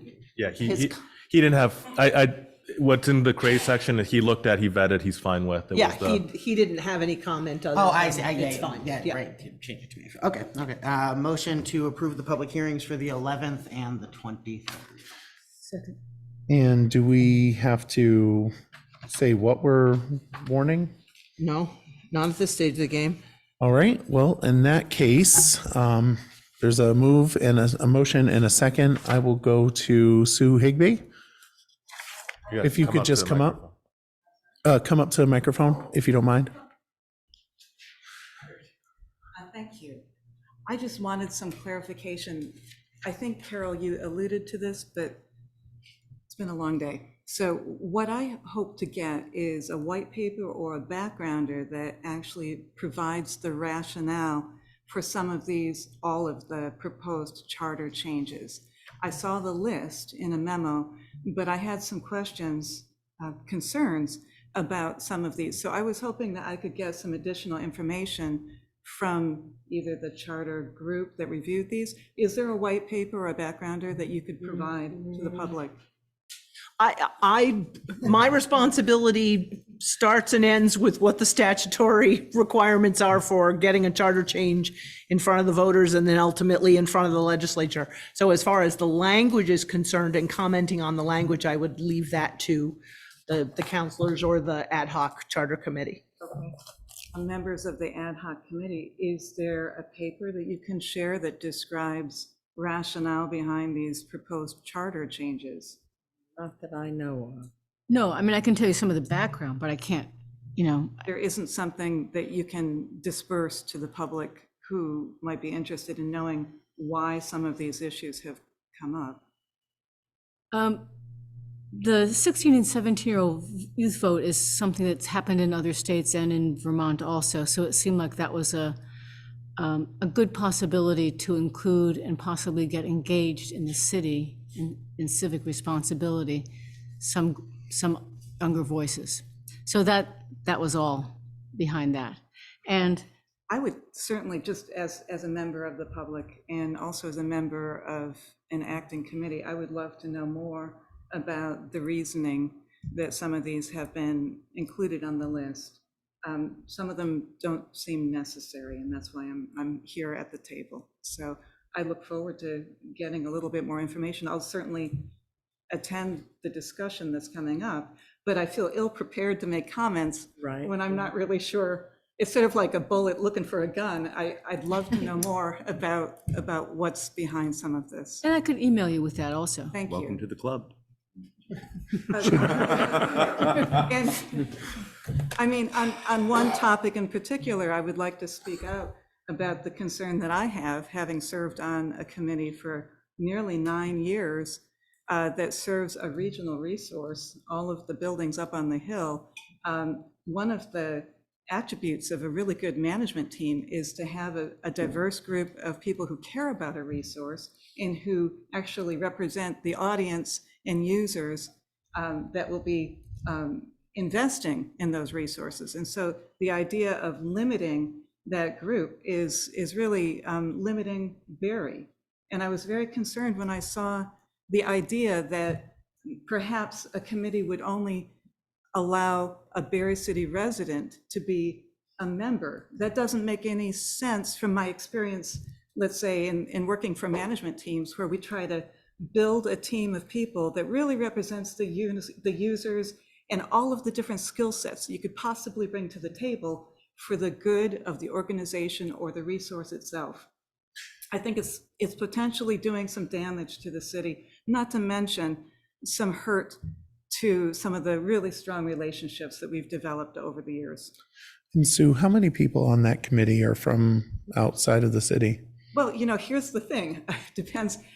Are you outside if you own a business and pay taxes to your business? Very good. I really don't know if I feel Yeah. equipped to actually comment, because I think it's actually a very It is. unfortunate. And, you know, in a world where there are a lot of, you know, narrow definitions of us and them, I'm not willing to play that here. All right. Okay? Thank All you. right. So anyway, I really need to get more information. Thank you. I can do Thank that. Thanks. Anyone else want to speak on this? But really, this is warned to have a discussion about, right? Well, the hearing on April 11th is the end of the process. Okay. It's the last opportunity for the public to make comments. It's the date upon which council will finalize the language that will appear on the ballot. So it's the end of the process. The process needs Language to that happen. won't appear on the ballot. The process needs to happen between now and then. So, Any additional comments? None? All right, and I will make sure I get some sort of paragraph for that section. Huh? I know, right? And we do have a motion on the floor. Yep. Discussion is over. All those in favor say aye. Aye. Opposed? All right, passes. Now let me go all the way to the top. Here's where we need the robust minutes. I robustly motion. I would move that Stitzel, Page, and Fletcher be engaged to conduct Barre City's tax sales for the tax year, 2024, not the tax year. Well read. Is there a second? Robustly. Second. All right, discussion? I will note that we refuse to take robust minutes and call the question. All right. All those in favor say aye. Aye. Opposed? All right, motion passes. I almost voted. And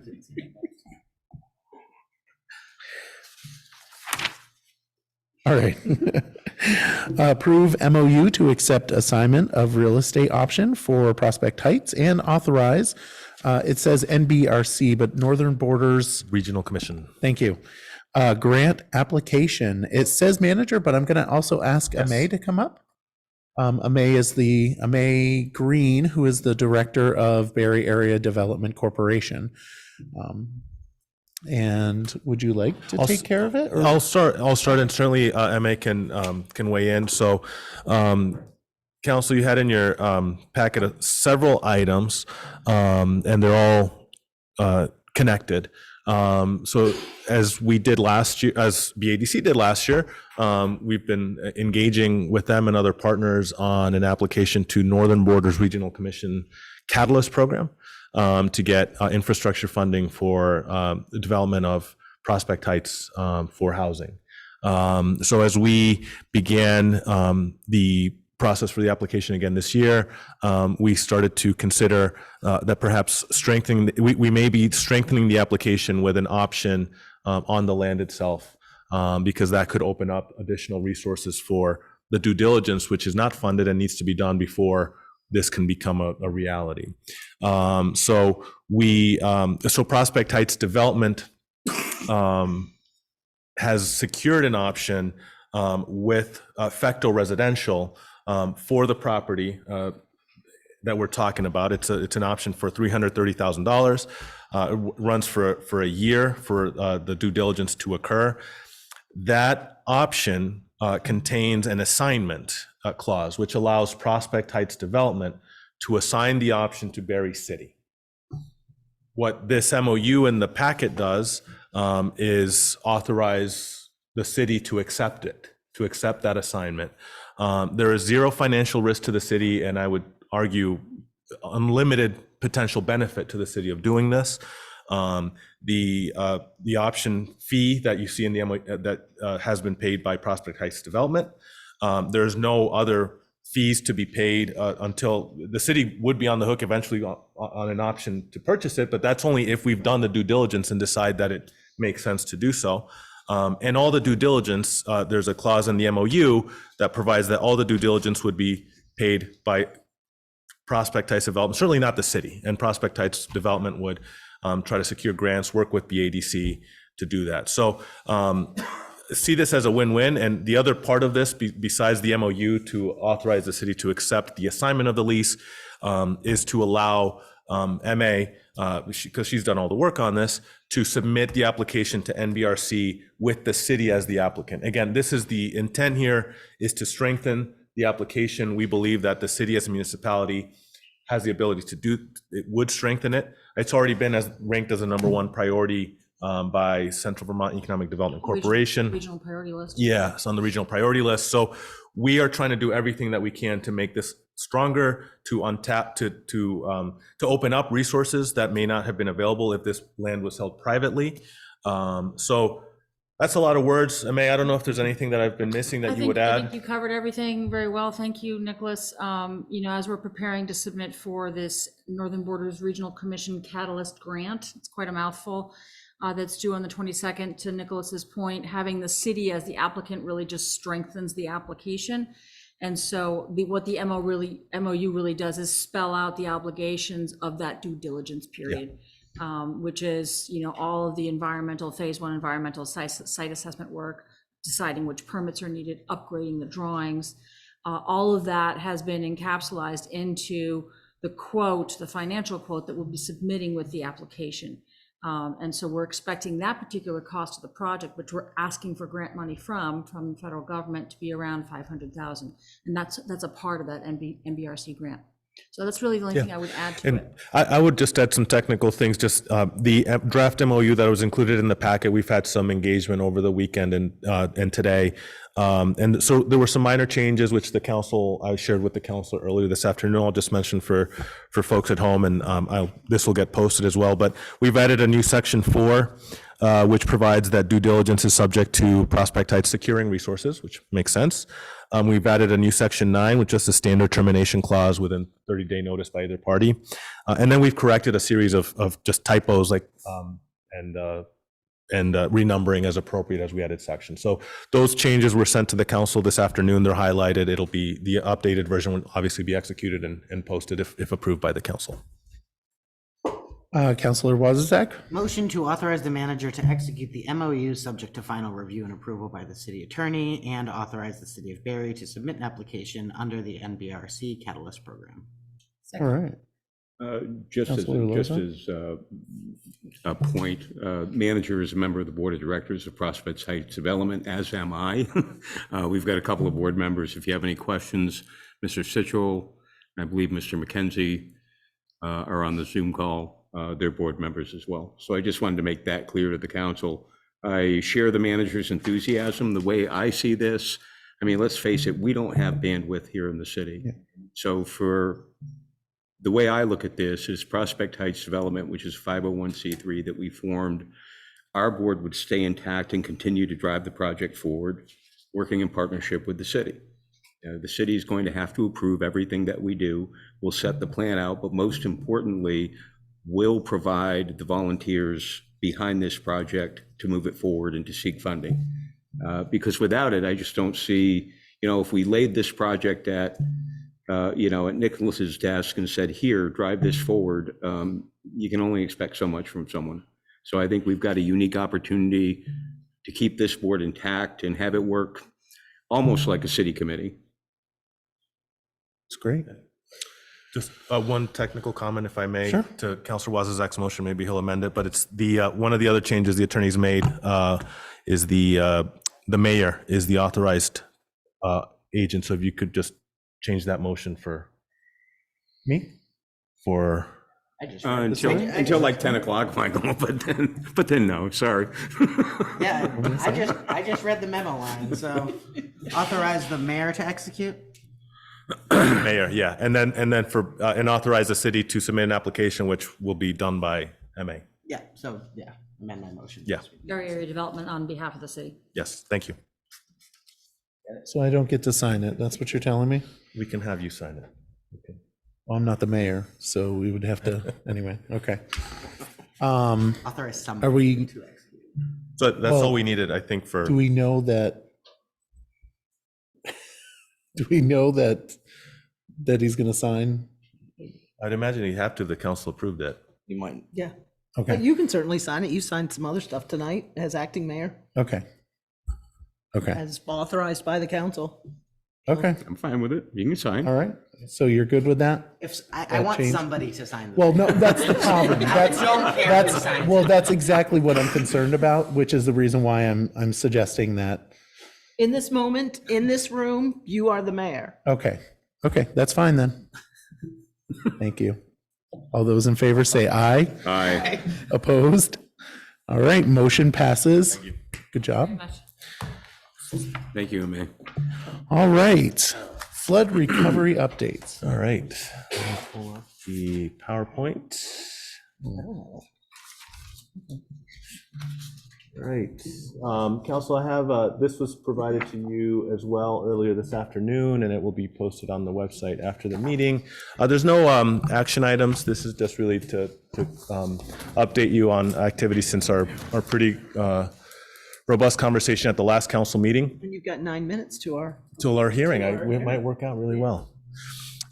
So just on the a very important part of our flood recovery is our budget recovery. And as we talked about last week, we had just gotten word about $1 million in local economic damage grants for Barre, and we are eligible for those grants. There's the grant language there. The Budget Adjustment Act was delivered to the governor on March 7th. He must sign it or act on it, I guess, before Wednesday. We believe he's going to sign it. So it might already be signed while we're in here. I don't know if he has or not. As of 6:30, I will check it. But we do Leonine believes that it will be signed, so we're not worried about this part of it. Dawn and I have been working on updating the last line-by-line budget that was presented to the council at the seminar way back on January 9th. So we will have an updated budget to present to you on March 26th. Council is also scheduled to meet on April 2nd because of this, of the work to get the budget done for the April 11th, so it can be warned. And we are targeting a projected tax rate increase below 5%. So we will have more information for you on the 26th, but we are very pleased with this funding. This gets us a large chunk of the way where we need it to be, helps us avoid some very difficult decisions and conversations, and hopefully will, with the governor's signature, will allow us to lift the hiring freeze for the city. So I just want to come back to this slide from the meeting on the 27th and just update you on all three of these boxes with arrows. So the first one, the seeking letters of interest for the Wabi playground. We talked about this at the last meeting. Really excited because of also the symmetry with the Seminary Street parking lot. It has the exact same acreage. So as a proxy, we're hoping for 28 to 30 units here as well. And the update on this is that a letter of interest, thank you, Tess, was posted on the city's website. It's been distributed to listservs. We've talked to the press about this. We did a press release. And so very eager to get some responses back here. Proposals are due on Friday, May 10th. And as I mentioned at the meeting on the 27th, I've spoken personally with the Wabi family and about and share their interest in they were supportive of this idea. They know about the needs in the north end, and I share their priority, which is that the park is relocated on the north end. So that's the update there. The update on the blue box about building floodplain along North Main Street and relocating Wabi Playground. So we've gotten initial guidance. I want to be cautious. Initial guidance is that playgrounds are an eligible use of land after a FEMA buyout, which was very positive news. I want to that's. FEMA is not, they're not the easiest people to work with, but the initial guidance is that this is something that would be very possible. So these two sites. Splash pads? No. Motion to adjourn. Splash pads. Splash pads. Can't have infrastructure. Yeah, sorry. We'll find Very another place for disappointed. it. I appreciate that. North End needs a splash pad. Yes, they do. So that's just some of the guidance there. I've been speaking with VEM about this. Like I said, I'm cautiously optimistic, but those two lots there both of them would be fantastic places to have multiple Wabi playgrounds on the north end. And so I think that's one barrier that we're hoping we have checked off to allow us to move forward with the Wabi playground redevelopment. And then since our meeting on the 27th, I think that this was alluded to by members of the council, but seeing the list of properties applying for buyout may encourage other property owners in this area to apply, and that was the case. As you see the property right there along the river, 572 North Main, that property owner has reached out to the city to be added to the intake list. So that is floodway. If you can see, that's the cross hatching. So that would be another area we believe would be prime area for floodplain restoration. So that's the update there. The update on I don't know what color that is, maroon box, about the cluster of properties on North Main Street to consider for housing. So less work there. The assessed value of these is $330,000 total. We're looking to start engagement with these homeowners. All but one of those homeowners have confirmed their continued interest in the buyouts. I don't believe that the one who hasn't said no. They may not have gotten my email, or there's many reasons they may not have responded. But so we are. Just as a reminder, this is land where we would be looking to redevelop, so these would have to be non-FEMA buyouts, which means we have to get busy on finding sources. We have to get agreements in place with these owners and looking to start those engagements and confirm that last homeowner is indeed still interested in being bought out. So that's the update for those three key boxes that we talked about. This is just a summary of buyout intakes that I shared last week. This doesn't include that new owner that added 572 North Main. So this is still current only as of 2/27. But the reason I wanted to bring this up is just as a reminder that we had honed in on these three areas for buyouts following the advice we had received, which was to look at river adjacent properties in clusters. So we have, these are the targeted areas. One was around Vine Street and Scampini Square, and also across the river on West 2nd Street, Harrington Avenue and Gunners Brook area, which would be to expand the existing floodplain that we have there as well, and then River and Granite Street areas as well. We have, the update here is that very, very pleased that the state posted the RFP for river engineering today. And so the responses to that RFP are due April 3rd, and selections will be made by the state on April 12th. I've copied and pasted here. You can see the timeline that the state has put in the RFP, which is very positive.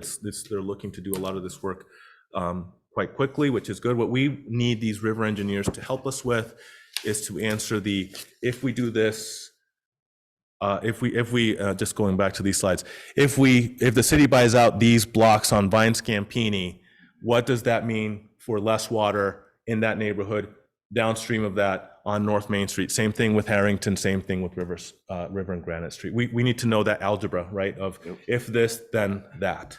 And so we have gotten some initial feedback from the state river engineers. This is just a conversational, but they're very excited about the potential for mitigation expanding at Harrington Avenue.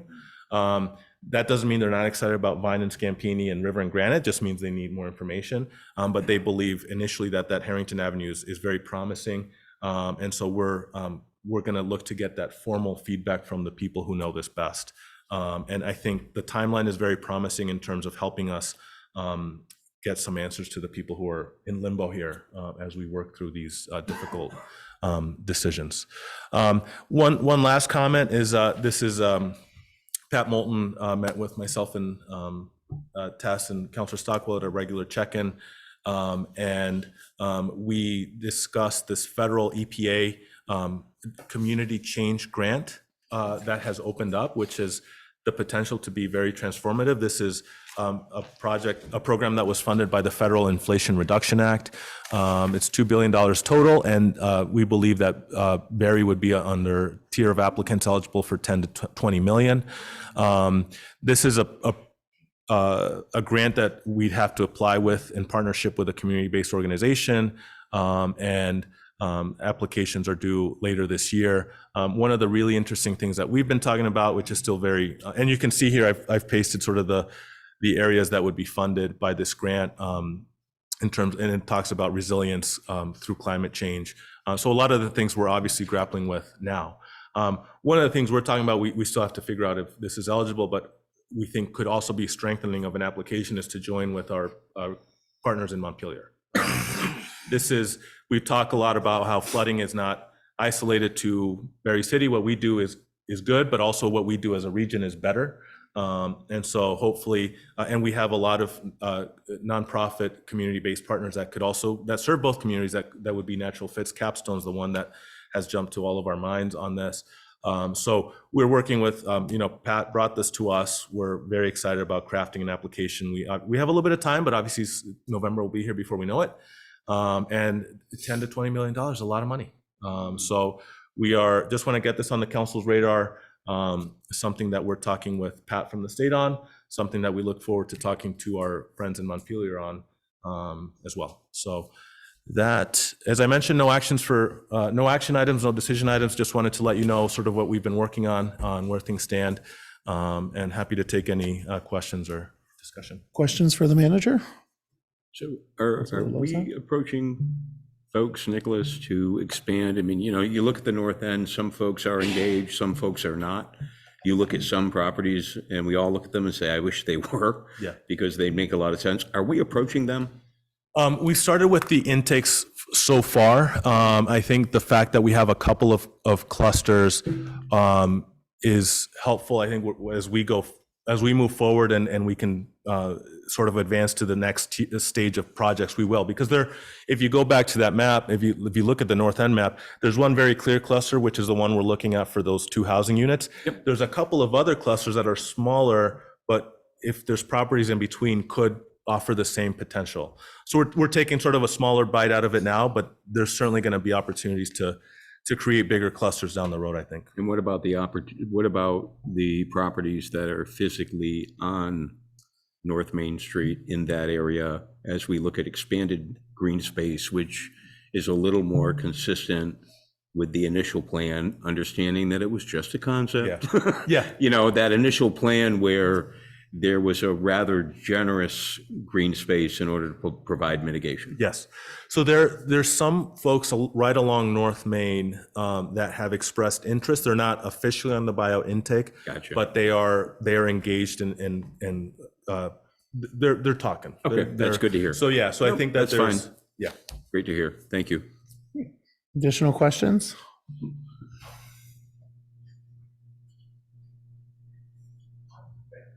State your, you have to state your name, sorry. Ben Surratt. I had one question for you, manager.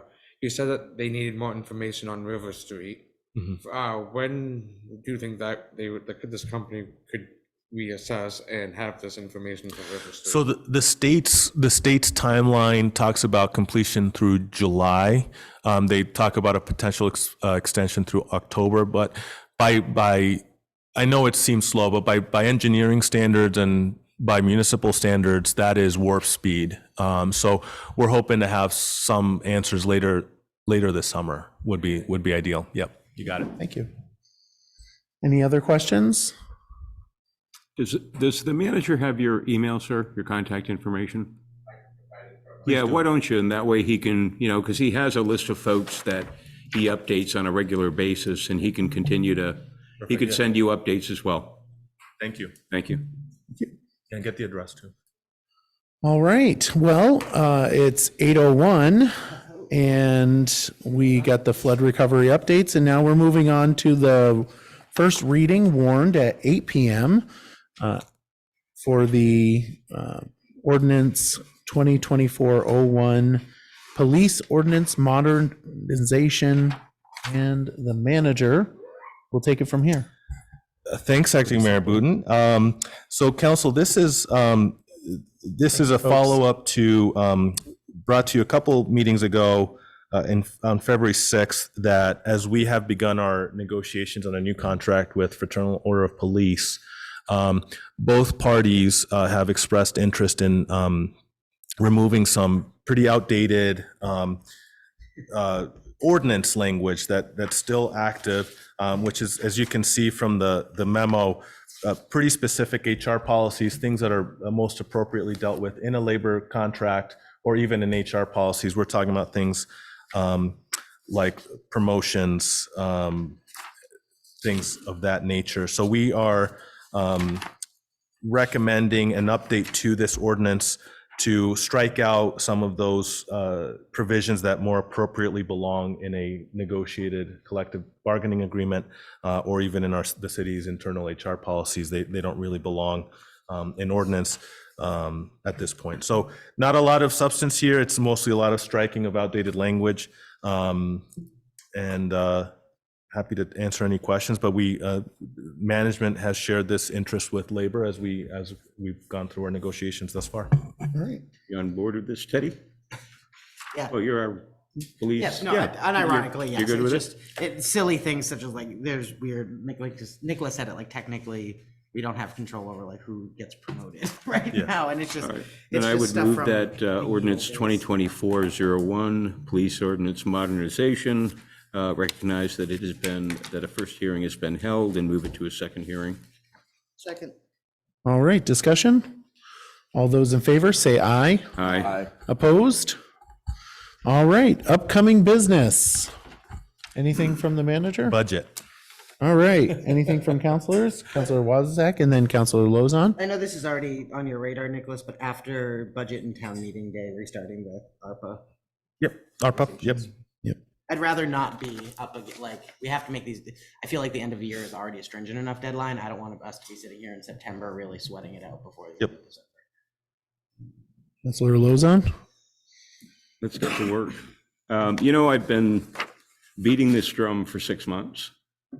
I'm going to be here next Tuesday, and the Tuesday after that, and the Tuesday after that. I'm going to be here at 6 p.m., so I'd like to reserve the room, Nicholas. Any of you who would like to join me and talk about housing, I'd love to have you here, and we could warn a meeting. Nicholas, I'm not looking at burning up any of your time, or Carol, any of your time. Folks who want to, well, Tess, you're absolutely welcome. I'd welcome you, and Pam, you too, and anyone who wants to talk about housing. We've got some serious challenges, and we're taking 2 and 3 weeks off, and I'm not trying to be critical, but we just got to get to work. And we need a 1 year at least extension on our TIF district. We need the ability to negotiate tax stabilization within our TIF district until December of 2025. We need to be able to post tax anticipation bonds, which is another idea I have. But we're not even talking about how, I don't even get the chance to talk about it because we don't seem to want to talk about housing. And it's frustrating the heck out of me. So I'm going to be here next Tuesday. Anybody who wants to be here, and Nicholas, go home to your family. You got two beautiful boys and a beautiful wife. Go home to them. Go home to them. Carol, go home and play poker. Because I keep looking at these numbers, these buyout intakes. At one point, I sat here and I said, boy, we can't do this. There's no way we can help all these people. You know what? We can. Yep. We can. The current, and this number may have ticked up because Nicholas snuck a few more, and the current buyout total, well, not current, the last buyout total was $6.5 million worth of grant list. That seems like an awful lot of property to pull off the city's grant list. It's not even 1% if you go and you add it up. Now, that includes some properties that are exempt that we don't collect property taxes on, but it's 0.91%. And by comparison, so $6.5 million worth of property to help our neighbors. And by comparison, City Place is assessed at $8 million. So all we need to do is pull off a couple of big housing projects, pull off some of this stuff on the north end, and we can help our neighbors and backfill the grant list. But we got to be talking about it, and we got to be planning for it. Another thing I want to talk about, Nicholas, is our definition of substantial improvement. I do not understand why we are using that $50,000 number that is 13 years old, and we are putting our own citizens at a huge disadvantage. The state of Vermont says substantial improvement is 50% of the value of the property pre-flood, over 3 years. The city of Barre says, oh no, it's $50,000 over 5 years. I want to change that. I want to dovetail with the state. We are putting our own citizens at a disadvantage. We're using a construction number that's 13 years old. Construction costs have tripled. That number should be 150 anyway. I'm getting fired up. You all look like I'm getting ready to blow. I'm not. I'm just making a point that when I talk to people who want to fix their home and want to stay in Barre, but they're $75,000 worth of damage on a $200,000 home, if they were going by the state definition, they'd be okay. They'd be fixing their home. And instead, because it's substantially damaged, now they got to meet the flood regs and they got to start moving stuff out of the basement. Like that gentleman who was here saying, why did my contractors know? Not you, sir, another gentleman who was here before during that meeting who said, I spent $40,000. Well, guess what? If we were using the state's definition, he'd be fine. So I want to talk about that. Yeah, I mean, that's something we can bring on the next agenda, which would be an update to the flood regulations for the city. That's what Janet's been implementing, but that's, I can talk to her and city attorney about how we go about changing that. That could very easily become an agenda item on the 26th. I'd like to, if you're all supportive, it helps people. It helps someone in the north end who has a $200,000 home with $75,000 worth of damage. Under our definitions, and when I say our, the city's definitions, that were there when I was mayor for 12 years. I didn't change them either, so I'm no better than anybody else. And it's funny, we didn't even talk about it, but someone with $75,000 worth of damage on a $200,000 home has to raise everything up. But if you go by the state's definition, because it's not 50% of the pre-flood value, they don't. And those are the folks that we're hearing from who are kind of freaking out and saying, I can't afford to raise my house 6 feet. But if they're in the floodway and they don't raise up their house, I don't know, it seems like, do we really want people to continue doing what they're doing in the floodway? That just that seems really destructive, actually. Then tell me why we're more strict than the state. Tell me why, why we have to have regulations that are more strict than the state of Vermont and put people at a huge disadvantage. Because I can't answer that question. I think we need to help people who are in the floodway have a safe place to live. I absolutely agree, and let them make their own choices. And right now, we're making that choice for them. Just curious, was that a 2011 flood decision? They were there in 2010. That's the last time we've ever changed. August of 2010 is the last time we've changed our flood regulations. And I mean, you know, it almost seems unconscionable. I mean, would you all agree that something that costs $50,000 in 2010 costs $50,000 in 2024? I mean, that doesn't even make sense. So at a minimum, that number should be what, triple? Seems So fair. 2 months from now, it should be. So these are the discussions I want to have. I want to have them every Tuesday at 6 o'clock for the duration. Like I said, I'm going to be here. I hope we can schedule council meetings. And Nicholas, I know council meetings suck the life out of the staff. So don't prepare for them. It's just going to be a discussion about how we move things forward and what we need. So is that a motion to have weekly meetings? I'd like to. I don't schedule, as a city councilor, I don't have the ability. You need a majority vote of the council to schedule council meetings. I'm not the mayor. Correct. Which is, well, technically, I'm not either, but I would have. You would call a meeting tonight because Yeah. you're acting mayor. I mean, I don't mind calling a meeting for next week, but I think we should probably have a motion to, if. So moved. Second. All right. So what's the motion? The motion is to have continual meetings on Tuesday night for nights, I'm assuming nights that are not normal council meetings. Correct. We're focusing on housing only. And that goes until Until we're done. All right. Could be never. Well, we ran for this job. And we did. That's used the to thing. be- The every other week is relatively new. Yeah. Historically. Who's going to develop the agenda and who's going to set the guidelines? It just seems this could just Happy to be a do it. circular mess. I'm happy to do the work. So the motion would that be an amendment as well? You're changing that? That's fine. You can do that. Now I'm confused as to what the motion is. The motion is to have continuous meetings on Well, Tuesday night. Use our off-council Tuesdays to meet, to have formal or informal discussions about housing. Yep. And that's the only agenda item that will be there. Although I'm speaking from the floor. Yes. I think Sorry. Do you want to come up? People will yell at us. just at an outsider listening to it, I think you're going to do this. I think maybe you want to specify that these are special meetings for a specific topic, so it doesn't turn into a council meeting that goes on into other topics that were not warned.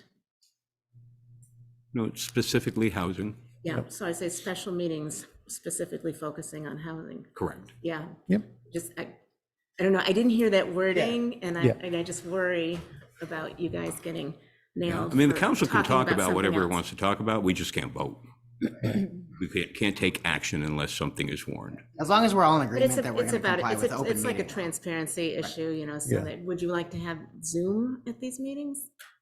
I think it might be helpful for some folks. I mean, like I said, it's just a discussion about different areas, Prospect Heights being one of them, certainly the North End being one of them, Seminary Street being one of them.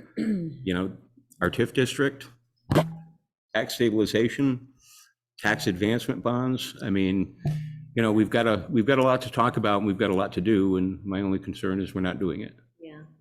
But do we want to talk about TIF ahead of other discussions about TIF that are happening parallel? In other words, if Nicholas is proceeding with discussions about TIF, and we're having discussions about TIF, I just think, I would like to think about this because I think it could be a huge mess. And that's my worry. I don't want to mess it up. I really, really want housing. What are the I really want all discussions we're having kinds about of- TIF, Nicholas? Did I miss something? I mean, there's an action group that's working on it. And then, Didn't want to parallel. yeah, and then we're engaging with the DW seminary lot applicants. But it seems to me Right. that what Tom is talking about with regards to TIF is not project-specific, it's more potentially seeking legislative changes, either expansions or extensions or things like that, that are not project-specific, which is what the action team is working on. Exactly. All right, and Counselor Chabot? As you're sitting at the table, you know, we already have a housing, and I'm not trying to diss your suggestion, Tom, because I think the conversations need to happen. But how much does that overlap with the conversations that are going on anyway within other groups, I guess I'd just say, within. The housing task force? Yeah, and does it start stepping on toes, or does it then sort of demand, not sort of, does it demand that the housing task force then enters these conversations? And you know, what are the lines, or maybe what are the constraints? I do think we need to have some conversations, definitely. But I just don't want to see people stepping on other people's, I'll call it turf. I don't know if that's the right word. In silos? Pardon me? Silos? Well, That's could how be you get that. stuff done. All right. Turf better in that regard. I think they're more than, I think the housing committee and anyone who wants to advance housing in Barre is absolutely welcome to come. You know, we need everyone's ideas. So Amy Galford. Yeah, I was just gonna say, I had a few days ago a heartbreaking conversation with one of my neighbors who I ran into in the grocery store. And they're one of those in between, they're probably not gonna get a buyout. They're trying to figure out what to do. You know, the dollar difference changes might make a difference to them. So just two thoughts on that. I think if you are able to have some kind of meeting for that, it'd be great to have outreach to those people who maybe are on the manager's list of the people who are in limbo, and let them know. And I think input from those people, like, you know, would changing that threshold make a decision in whether they, you know, walk away from their houses in Barre, or do they, does that give them a path to rebuild? You know, maybe they can get the financing to do the improvement differently that way. I'm not wording that very well, but I think you know what I mean. The other thing is, if you can't commit to meeting every week in perpetuity, maybe you can commit to meeting 1 week and see how it goes. And at that meeting, decide if you want to have another discussion meeting. Because if I understood this right, it was just a special meeting to do some brainstorming, not to take action. I mean, maybe there's a middle ground between never meeting on the in-between weeks and meeting in perpetuity weekly. I don't know. I think it's just to have meetings every week. In the off weeks, we talk about housing and advance some, well, we won't advance any ideas because we won't be voting on them, but we'll have the discussion. And then on the other weeks, we would probably advance the ideas. Yeah, and it just seems like the amount of time you've spent talking about whether or not to have meetings, you could have been talking about housing. Just have the meeting and have the conversation. No, I appreciate that. Any other discussion? I would want to wait a week, and I feel like there's so many other housing things, like there is the housing task force. There are other avenues for people to already join in and have discussions. And I just have my concerns that we're not going to be balanced in thinking about what the needs of the city are and the needs of the residents, the best long-term needs of the city and the needs of the residents. All right. And so Bernadette Rose, you had your hand up? Okay. Councilor Deering?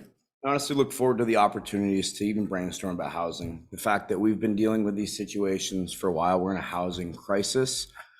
For us not to meet when we have the opportunities to brainstorm together, I feel is a disadvantage to our community. As counselors, we have that oversight of our community. It's kind of our job to do that.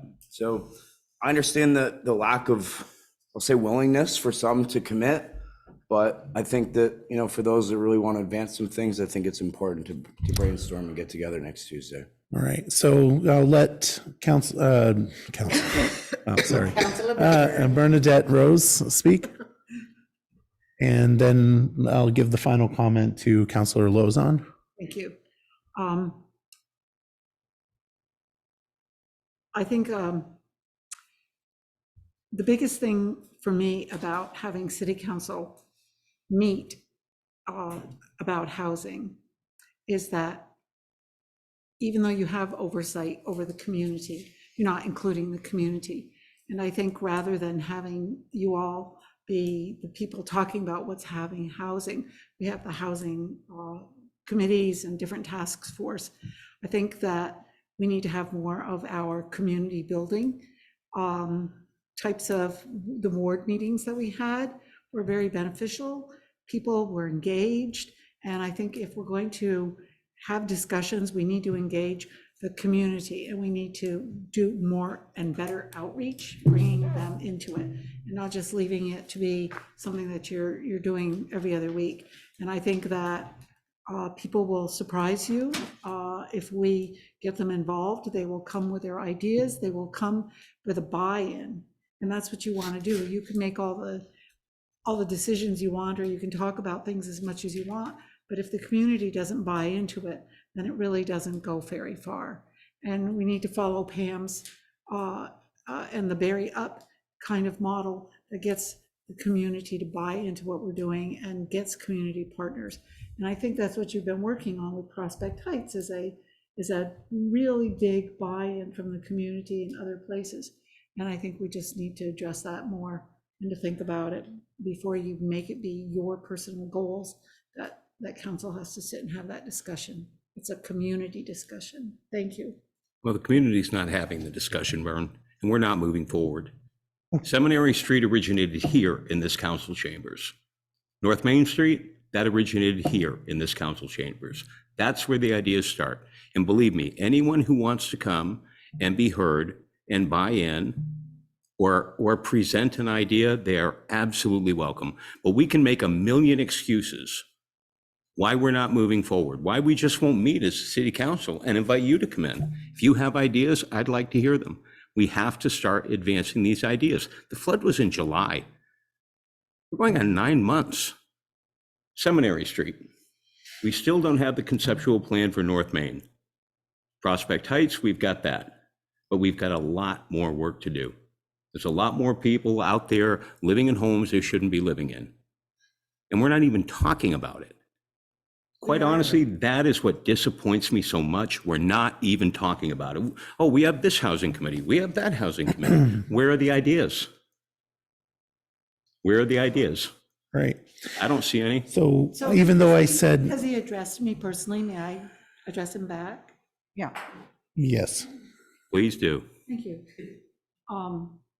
I think that you're selling the community short.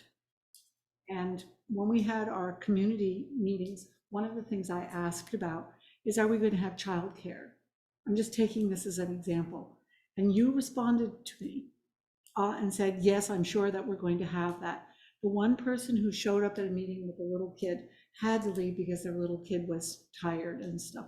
We're not providing opportunities for everyone to be engaged. And I think we need to work harder as a community to do that. So that's just my Right. feedback. That it's not because I people agree. don't care, and it's not because people aren't vested. Is that because people are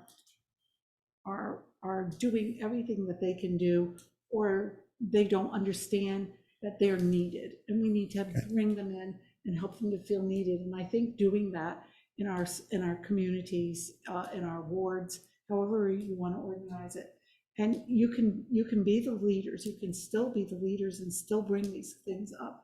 But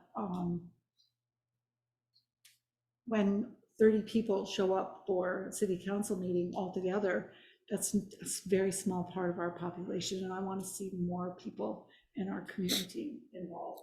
all I right. agree. So I did say that Councilor Lozon was going to be the last one. I know, but I did say that he would be the last one unless we want to keep going. Unless, do we have something additional to add? I do. I think I do too. And, well, Councilor Wozniak did have his hand up before. Yeah, I was just gonna say, I'm gonna be a yes on this just because I've always wanted us to meet. It's either we have 2 really long meetings every month or we have 4 slightly shorter ones. And, you know, I would like the manager there. And it's very important to me that we do this process-wise the right way in terms of observing open meeting law and being fully transparent, making sure that folks are invited in. And point well taken, Bern, about the folks who 30 people at a city council meeting in a city of 8,500. how representative is that? So I want to be sensitive to those things, but I agree with the general premise of we need to be having more conversations than we're having now, and we should be meeting every week. All right, and anything additional to add? Well, just sort of riffing off of that, I agree that if we're going to do this, I think we have to be here not saying, we'll meet, Nicholas, you stay home, which is then, oh, sorry, Nicholas. But I don't think it can be just, we're going to meet, because then is it really a council thing, or is it just a new group that's forming? But again, agreeing, we need to have housing conversations, and they need to be focused only on that. And we need to also be taking into consideration there are other conversations going on. And I don't know how you bridge it all, but I think it all has to be bridged in some way. Final comments? We're actually seeing the first housing development that I've seen in Barre since I've been here. The Ward 5 school is being renovated. There's a possibility of Seminary Street lot being renovated. We have a plan for Wabi Park and a letter out. So it seems to me that we're actually making pretty good progress. Is it as much progress as we need to make? Probably not, but I do think we need to think carefully in a time of more climate change, what we're doing to people if we let them stay in the floodway and say, sure, you can stay in your home. That seems so dangerous. All right, with that, those in favor say aye. Aye. Opposed? I'm going to oppose here. All right, so we got that. Mel Yeah. and Yeah. do you need my vote? Yeah, you do. Yeah. I'm voting yes. All right. See you next week. All right, and now we're going to go on. I know we're not quite done. No additional, nothing? We're good. All right, so moving on to roundtable. Councilor Chambel, I passed. Councilor Lozon, I'm good. Councilor Stockwell, I'll pass. Councilor Deering. Wow, I'll share. I got some great news. Started teaching in the school system last week as a permanent substitute teacher at Barre City Middle Elementary.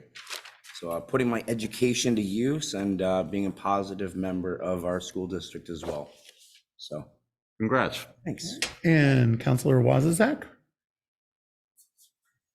So much. Start at the top. I will. Okay, stop. Pass. We're all looking at 3 sheets of yellow paper saying, oh, no.